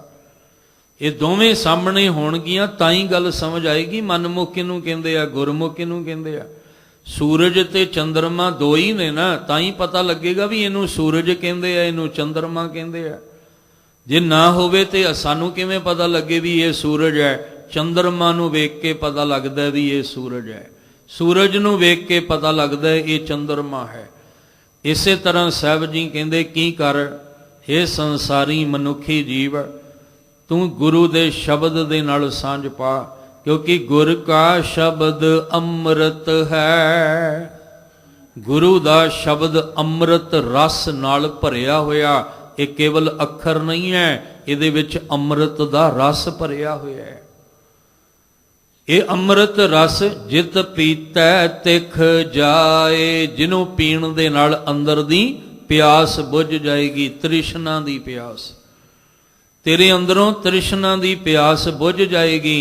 ए मन साचा सच रता, सच्चे रहया समाए। जिन्हां गुरमुखा ने इस मन दे विच सच परमेश्वर दे नाम दा अमृत रस प्राप्त कीता, सच रता, उन्हां दा मन सच विच रतिया गया, परमेश्वर दे नाम विच रतिया गया। ते जिन्हां दा मन रतिया गया, सच्चे रहया समाए, वो सचियार बन के सच विच ही समाए रहिंदे आ। वो एक पल भी उन्हां दी सुरत वो निरंकार तो हट के संसार वाले पासे नहीं जाती। असीं की कहने आ? असीं कहने आ जी साडी सुरत लगदी नहीं, साडा ध्यान लगदा ही नहीं। असीं कोशिश बड़ी करते हैं, अभ्यास बड़ा करते हैं, पर की करिए साडा ध्यान ही नहीं लगता। ते जिहड़े भगत हुंदे ने उन्हां दा एक पल लई भी ध्यान इधरों इधर नहीं हुंदा। साडा ध्यान लगदा नहीं पिया वाहिगुरू जी दे चरनां 'च, ते भगतां दा ध्यान वाहिगुरू दे चरनां तो हटदा ही नहीं एक पल। बस आ फर्क है। वो सच विच ही समाए रहिंदे आ, सच विच ही लीन रहिंदे ने। इसलिए महाराज कहंदे ने तू गुरु दे शब्द दा आसरा लै, क्योंकि नाम दा बीज भी शब्द विचों मिलना है। नाम दा बीज भी इथों मिलना है, ते अमृत दा रस भी शब्द विचों मिलना है। तू शब्द दा आसरा लैके नाम दा बीज पा, ये मन सच विच रतिया जाएगा, ते सच विच रतिया सच्चे रहया समाए। ये सच विच सचियार होके समा जावेगा। आखण वेखण बोलना, शब्दे रहया समाए। बाणी वजी चहों जोगी, सच्चो सच सुनाए। सब जी कहंदे हुण भगत दा बोलना, गुरमुखां दी जिहड़ी अवस्था है उन्हां दा वेखना, उन्हां दा बोलना, उन्हां दा सुनना, ते जिहड़ा संसारी जीव है उहदा वेखना, उहदा बोलना, उहदा सुनना जमीन आसमान दा फर्क है। भगतां ते संसारियां जोड़ कदे ना आया।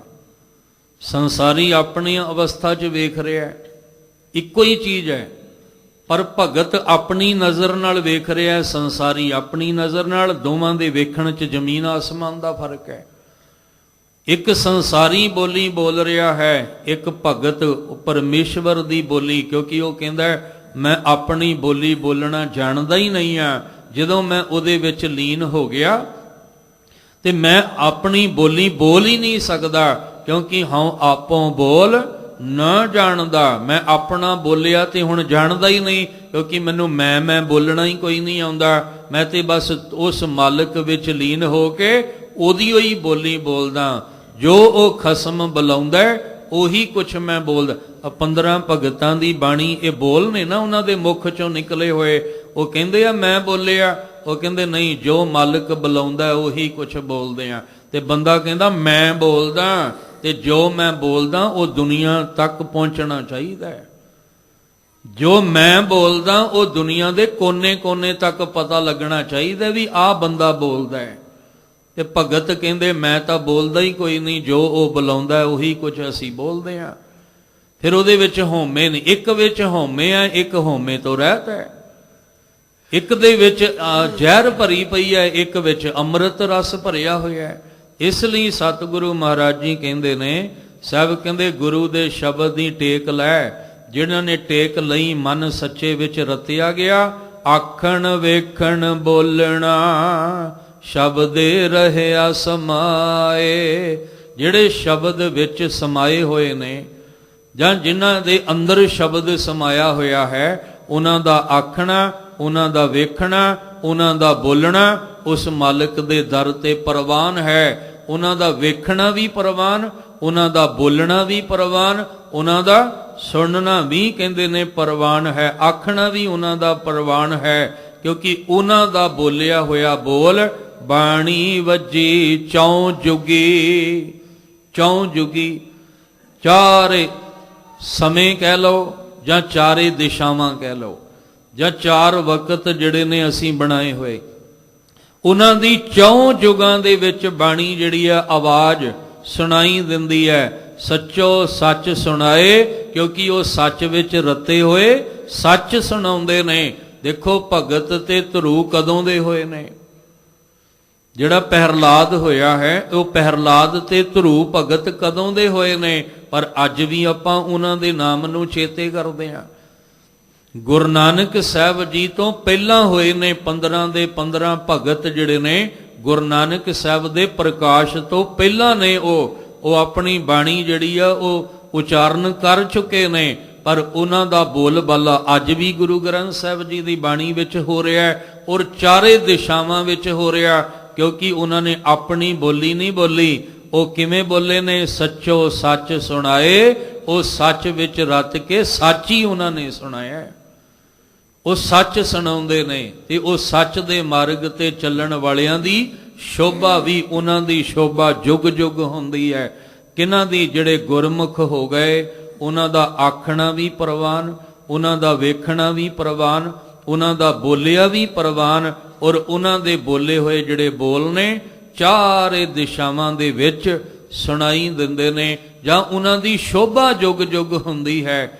ਚਾਰੇ ਦਿਸ਼ਾਵਾਂ ਵਿੱਚ ਉਹਨਾਂ ਦੀ ਵਡਿਆਈ ਹੁੰਦੀ ਹੈ, ਕਿਉਂਕਿ ਉਹ ਸੱਚ ਵਿੱਚ ਸਮਾ ਕੇ ਸੱਚ ਦੀ ਹੀ ਬੋਲੀ ਬੋਲਦੇ ਹਨ। ਹਉ ਮੈਂ ਮੇਰਾ ਰਹਿ ਗਿਆ, ਸੱਚੇ ਲਿਆ ਮਿਲਾਏ, ਤਿਨ ਕੋ ਮਹਿਲ ਹਦੂਰ ਹੈ, ਜੋ ਸੱਚ ਰਹੇ ਲਿਵ ਲਾਏ। ਪੁੱਛਿਆ ਗੁਰੂ ਅਮਰਦਾਸ ਮਹਾਰਾਜ ਜੀ, ਤੁਸੀਂ ਕਹਿ ਰਹੇ ਹੋ ਵੀ ਉਹਨਾਂ ਦਾ ਆਖਣ ਵੇਖਣ ਬੋਲਣ ਪ੍ਰਵਾਨ ਹੈ, ਕਿਉਂਕਿ ਉਹ ਸ਼ਬਦ ਵਿੱਚ ਸਮਾਏ ਹੋਏ ਨੇ, ਔਰ ਉਹ ਜੋ ਵੀ ਉਹਨਾਂ ਦੇ ਬੋਲ ਨੇ, ਬਾਣੀ ਦਾ ਅਰਥ ਹੈ ਜੋ ਵੀ ਉਹਨਾਂ ਦੀ ਆਵਾਜ਼ ਹੈ, ਬੋਲ ਹੈ, ਉਹ ਚਾਰੇ ਯੁਗਾਂ ਦੇ ਵਿੱਚ ਸੁਣਾਈ ਦੇ ਰਹੀ ਹੈ। ਇੰਨੀ ਅਵਸਥਾ ਦੇ ਮਾਲਕ ਕਿਵੇਂ ਹੋ ਗਏ? ਸਾਹਿਬ ਕਹਿੰਦੇ ਹਉਮੈ ਮੇਰਾ ਰਹਿ ਗਿਆ, ਕਿਉਂਕਿ ਉਹ ਕਹਿੰਦੇ ਨੇ ਸਾਡੇ ਅੰਦਰੋਂ ਹਉਮੈ ਜਿਹੜਾ ਸੀ ਮਰ ਗਿਆ। ਜਿਹੜਾ ਮੈਂ ਦੀ ਬੋਲੀ ਬੋਲਣ ਵਾਲਾ ਹਉਮੈ ਸੀ ਨਾ, ਹੰਕਾਰ, ਉਹ ਅੰਦਰੋਂ ਦੀ ਮੁੱਕ ਗਿਆ, ਤੇ ਉਹਨੂੰ ਮੁਕਾ ਕੇ ਸੱਚੇ ਲਿਆ ਮਿਲਾਏ, ਤੇ ਸੱਚ ਨੇ ਆਪਣੇ ਵਿੱਚ ਮਿਲਾ ਲਿਆ, ਸੱਚ ਨੂੰ ਅਸੀਂ ਆਪਣੇ ਅੰਦਰ ਮਿਲਾ ਲਿਆ। ਜਦੋਂ ਹਉਮੈ ਨੂੰ ਅੰਦਰੋਂ ਮੁਕਾ ਦਿੱਤਾ, ਤਿੰਨ ਕੋ ਉਹਨਾਂ ਨੂੰ, ਇਹ ਗੁਰਮੁਖ ਭਗਤ ਦੀ ਅਵਸਥਾ ਨੂੰ ਬਿਆਨ ਕਰ ਰਿਹਾ। ਉਹ ਗੁਰਮੁਖ, ਉਹ ਭਗਤ ਕਹਿੰਦੇ ਤਿੰਨ ਕਉ ਮਹਿਲ ਹਦੂਰ ਹੈ। ਕਉ ਦਾ ਅਰਥ ਹੈ ਨੂੰ, ਜਿਹਨੂੰ ਊੜਾ ਲੱਗ ਜਾਏ ਨਾਲ। ਕਹਿੰਦੇ ਉਹ ਜਿਹੜੇ ਗੁਰਮੁਖ ਜਨ ਭਗਤ ਜਨ ਹੁੰਦੇ ਨੇ, ਉਹਨਾਂ ਦਾ ਮਹਿਲ ਹਰ ਥਾਂ ਤੇ ਹਾਜ਼ਰ ਹੁੰਦਾ ਹੈ। ਅਸੀਂ ਕਹਿੰਦੇ ਆ ਵੀ ਪਤਾ ਨਹੀਂ ਰੱਬ ਕਿੱਥੇ ਬੈਠਾ ਹੈ, ਅਸੀਂ ਕਹਿੰਦੇ ਆ ਵੀ ਉਹ ਜਿਹੜਾ ਪਰਲੋਕ ਹੈ ਉਹ ਪਤਾ ਨਹੀਂ ਕਿੱਥੇ ਹੈ। ਕੋਈ ਆਸਮਾਨ ਵੱਲ ਵੇਖਦਾ ਹੈ, ਕੋਈ ਪਹਾੜ ਦੀ ਚੋਟੀ ਤੇ ਵੇਖਦਾ ਹੈ, ਪਰ ਜਿਹੜੇ ਭਗਤ ਜਨ ਹੁੰਦੇ ਨੇ, ਤਿੰਨ ਕੋ ਮਹਿਲ ਹਜੂਰ ਹੈ, ਜੋ ਸੱਚ ਰਹੇ ਲਿਵ ਲਾਏ। ਜੋ ਜਿਹੜੇ ਸੱਚ ਵਿੱਚ ਲਿਵ ਲਾ ਕੇ ਰੱਖਦੇ ਨੇ, ਸੱਚ ਵਿੱਚ ਲੀਨ ਹੋਏ ਹੁੰਦੇ ਨੇ, ਉਹਨਾਂ ਵਾਸਤੇ ਤਾਂ ਪਰਮੇਸ਼ਵਰ ਹਰ ਥਾਂ ਤੇ ਹਾਜ਼ਰ ਹੈ, ਹਰ ਥਾਂ ਤੇ ਹਾਜ਼ਰ ਹੈ। ਹਜ਼ੂਰ ਦਾ ਅਰਥ ਹੈ, ਹਦੂਰ ਦਾ ਅਰਥ ਹੈ ਹਰ ਥਾਂ ਤੇ ਹਾਜ਼ਰ ਹੈ। ਉਹਨਾਂ ਲਈ ਤੇ ਇਹ ਸਾਰਾ ਸੰਸਾਰ ਹੀ ਉਹਨਾਂ ਵਾਸਤੇ ਮਹਿਲ ਹੈ। ਜਦੋਂ ਉਹਨਾਂ ਨੂੰ ਪਤਾ ਲੱਗੇ ਵੀ ਜਹ ਜਹ ਪੇਖੋ ਤੈ ਹਜੂਰ, ਦੂਰ ਕਤਹੁ ਨਾ ਜਾਈ, ਰਬ ਰਹਿਆ ਸਰਬੱਤਰ ਮੈਂ ਮਨ ਸਦਾ ਧਿਆਈ। ਉਹ ਤੇ ਪੂਰਬ ਵੱਲ ਨੂੰ ਵੀ ਮੂੰਹ ਕਰਨ, ਪੱਛਮ ਵੱਲ ਨੂੰ ਵੀ ਮੂੰਹ ਕਰਨ, ਉਹ ਤੇ ਇੱਕੋ ਗੱਲ ਕਹਿੰਦੇ, ਸਭ ਗੋਬਿੰਦ ਹੈ, ਸਭ ਗੋਬਿੰਦ ਹੈ, ਗੋਬਿੰਦ ਬਿਨ ਨਹੀਂ ਕੋਈ। ਕਿਉਂਕਿ ਉਹਨਾਂ ਨੂੰ ਹਰ ਥਾਂ ਉੱਤੇ ਉਹ ਪਰਮੇਸ਼ਵਰ ਹਾਜ਼ਰ ਨਜ਼ਰ ਆਉਂਦਾ ਹੈ। ਤੇ ਸੰਸਾਰੀ ਨੂੰ ਕਿੱਥੇ ਨਜ਼ਰ ਆਉਂਦਾ ਹੈ? ਜੇ ਕਿਤੇ ਸੰਸਾਰੀ ਨੂੰ ਹਰ ਥਾਂ ਤੇ ਰੱਬ ਨਜ਼ਰ ਆਉਣ ਲੱਗ ਜਾਏ, ਤੇ ਫਿਰ ਉਹ ਮੜੀਆਂ ਤੇ ਕਿਉਂ ਤੁਰਿਆ ਫਿਰਦਾ ਹੈ? ਫਿਰ ਉਹ ਕਬਰਾਂ ਤੇ ਕੀ ਲੈਣ ਜਾਂਦਾ ਹੈ? ਫਿਰ ਉਹ ਦਰਖਤਾਂ ਹੇਠ ਦੀਵੇ ਕਿਹੜੀ ਗੱਲ ਤੋਂ ਬਾਲੀ ਜਾਂਦਾ ਹੈ? ਫਿਰ ਉਹ ਕਿਹੜੀ ਦਰਖਤ ਤੇ ਕਿਹੜੇ ਪਸ਼ੂਆਂ ਦੀ ਪੂਜਾ ਵਿੱਚ ਲੱਗਾ ਹੋਇਆ ਹੈ? ਇਹਦਾ ਮਤਲਬ ਸੰਸਾਰੀ ਅੱਗੇ ਪਰਦਾ ਪਿਆ ਹੋਇਆ ਹੈ, ਇਹਨੂੰ ਰੱਬ ਹਜੇ ਬੜੀ ਦੂਰ ਦਿਸਦਾ ਹੈ, ਇਹਦਾ ਮਹਿਲ ਬੜੀ ਦੂਰ ਹੈ। ਪਰ ਜਿਹੜੇ ਭਗਤ ਹੁੰਦੇ ਨੇ ਉਹਨਾਂ ਦਾ ਮਹਿਲ ਤਾਂ ਚਾਰੇ ਪਾਸੇ ਦਿਖਾਈ ਦਿੰਦਾ ਹੈ। ਇਹ ਜਗ ਸੱਚੇ ਕੀ ਹੈ ਕੋਠੜੀ, ਸੱਚੇ ਕਾ ਵਿੱਚ ਵਾਸ। ਇਹ ਤਾਂ ਸੱਚੇ ਦੀ ਕੋਠੜੀ ਹੈ ਤੇ ਸੱਚੇ ਦਾ ਵਾਸ। ਅਸੀਂ ਜਿੱਧਰ ਵੀ ਮੂੰਹ ਕਰਕੇ ਵੇਖਾਂਗੇ ਸਾਨੂੰ ਉਹ ਦਿਸਦਾ ਹੈ, ਉਹਦੇ ਤੋਂ ਇਲਾਵਾ ਦਿਸਦਾ ਕੋਈ ਨਹੀਂ ਪਿਆ। ਇਸ ਲਈ ਸਾਹਿਬ ਜੀ ਕਹਿ ਰਹੇ ਨੇ, ਜਿਨ੍ਹਾਂ ਨੇ ਆਪਣੇ ਅੰਦਰੋਂ ਹਉਮੈ ਨੂੰ ਮਾਰ ਕੇ, ਮੈਂ ਨੂੰ ਮਿਟਾ ਕੇ ਨਿਰੰਕਾਰ ਸੱਚ ਵਿੱਚ ਲੀਨ ਹੋਣਾ ਕੀਤਾ, ਤਿੰਨ ਕੋ ਉਹਨਾਂ ਦੀ ਜ਼ਿੰਦਗੀ ਵਿੱਚ ਮਹਿਲ ਹਦੂਰ ਹੈ। ਉਹਨਾਂ ਦਾ ਟਿਕਾਣਾ ਹਰ ਵੇਲੇ ਉਹਨਾਂ ਦੇ ਸਨਮੁਖ ਹੁੰਦਾ ਹੈ। ਜੋ ਸੱਚ ਰਹੇ ਲਿਵ ਲਾਏ, ਜਿਹੜੇ ਸੱਚ ਵਿੱਚ ਲਿਵ ਲਾ ਕੇ ਹਰ ਵੇਲੇ ਰੱਖਦੇ ਹਨ।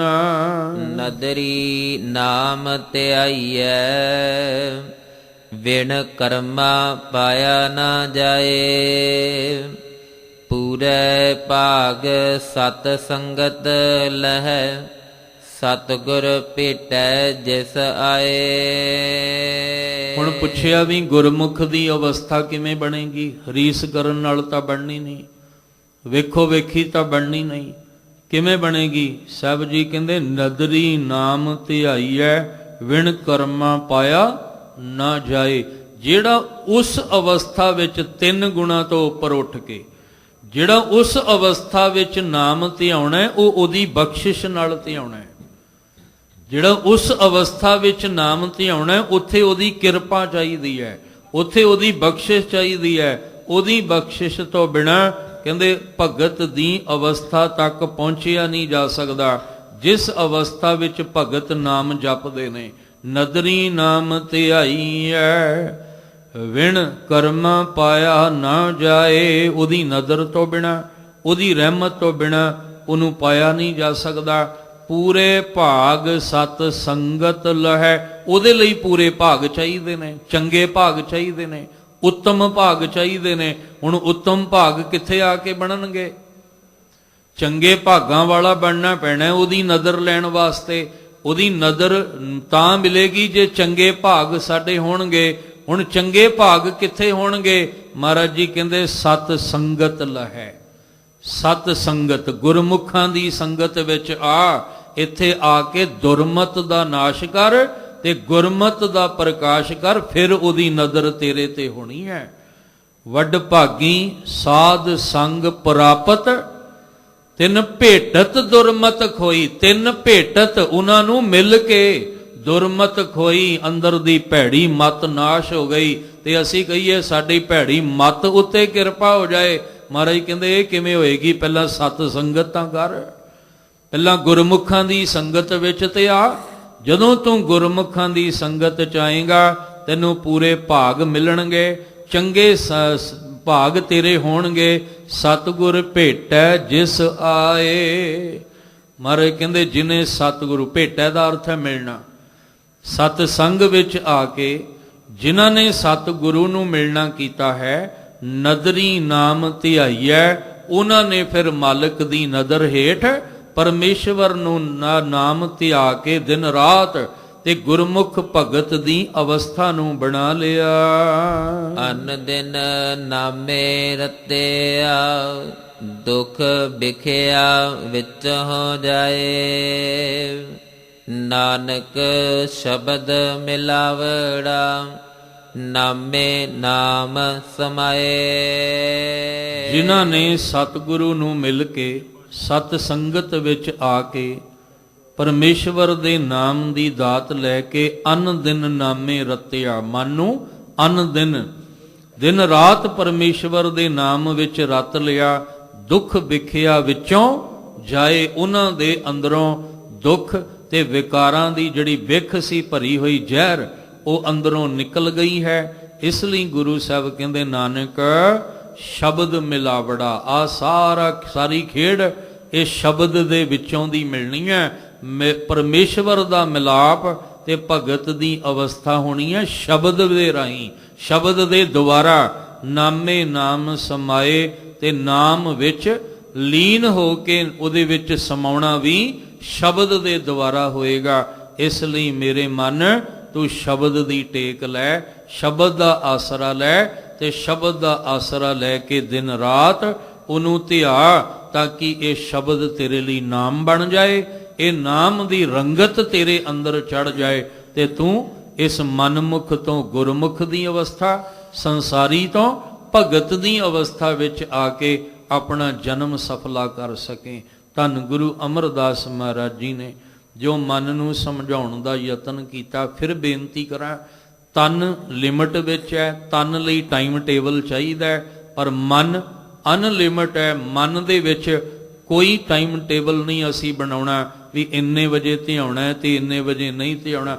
ਮਨ ਨੂੰ ਅਨਲਿਮਿਟ ਕਰਕੇ ਹਰ ਵੇਲੇ ਦਿਨ ਰਾਤ ਪਰਮੇਸ਼ਵਰ ਦੇ ਨਾਮ ਰੰਗ ਵਿੱਚ ਰੰਗ ਦਈਏ। ਉਹਦੇ ਲਈ ਅਰਦਾਸ ਕਰੋ, ਮਹਾਰਾਜ ਭਗਤੀ ਦਾ ਜਾਗ ਲਾ ਦਿਓ। ਇੰਨਾ ਚਿਰ ਹੋ ਗਿਆ ਤੁਹਾਡੇ ਦਰ ਤੇ ਆਉਂਦਿਆਂ, ਬਾਣੀ ਪੜ੍ਹਦਿਆਂ, ਸੁਣਦਿਆਂ, ਕਥਾ ਕੀਰਤਨ ਨਾਲ ਜੁੜਦਿਆਂ, ਨਿਤਨੇਮ ਕਰਦਿਆਂ, ਪਰ ਇੱਕ ਰਹਿਮਤ ਸਾਡੇ ਤੇ ਕਰ ਦਿਓ।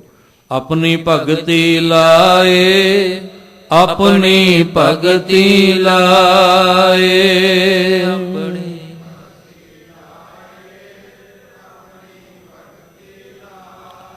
ਫਿਰਤ ਫਿਰਤ ਪ੍ਰਭ ਆਇਆ, ਫਿਰਤ ਫਿਰਤ ਪ੍ਰਭ ਆਇਆ।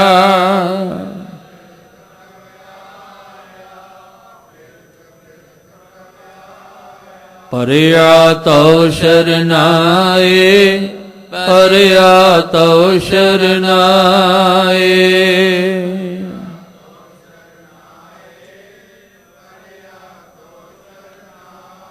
ਨਾਨਕ ਕੀ ਪ੍ਰਭ ਬੇਨਤੀ, ਨਾਨਕ ਕੀ ਪ੍ਰਭ ਬੇਨਤੀ।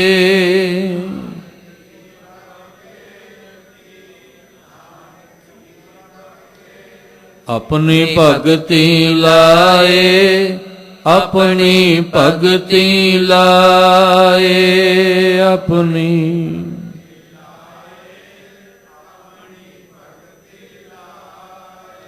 ਅਰਦਾਸ ਕਰੀਏ, ਮਨ ਸੱਚੇ ਨਾਮ ਵਿੱਚ ਰਤਿਆ ਜਾਏ, ਜਿਹਦੇ ਨਾਲ ਲੋਕ ਸੁਖੀਏ ਪਰਲੋਕ ਸੁਹੇਲੇ। ਨਾਨਕ ਹਰ ਪ੍ਰਭ ਆਪੇ ਮਿਲੇ ਜੀਵਨ ਬਣ ਸਕੇ। ਅੱਜ ਦੀ ਵਿਚਾਰ ਕਰਦੇ ਹਾਂ, ਬੇਅੰਤ ਭੁੱਲਾਂ ਹੋਈਆਂ ਸਤਿਗੁਰੂ ਜੀ ਬਖਸ਼ ਦੇਣ, ਸਭਨਾਂ ਨੂੰ ਚੜ੍ਹਦੀ ਕਲਾ ਵਾਲਾ ਜੀਵਨ ਬਖਸ਼ਣ ਜੀ। ਗੁਰੂ ਅਮਰਦਾਸ ਪਾਤਸ਼ਾਹ ਦੇ ਪਾਵਨ ਬਚਨ ਆਪਣੇ ਹਿਰਦੇ ਅੰਦਰ ਵਸਾ ਲਈਏ ਜੀ। ਅਨ ਦਿਨ ਨਾਮੇ ਰਤਿਆ, ਦੁਖ ਬਿਖਿਆ ਵਿੱਚ ਹੋ ਜਾਏ। ਨਾਨਕ ਸ਼ਬਦ ਮਿਲਾਵੜਾ, ਨਾਮੇ ਨਾਮ ਸਮਾਏ। ਵਾਹਿਗੁਰੂ ਜੀ ਕਾ ਖਾਲਸਾ, ਵਾਹਿਗੁਰੂ ਜੀ ਕੀ ਫਤਿਹ।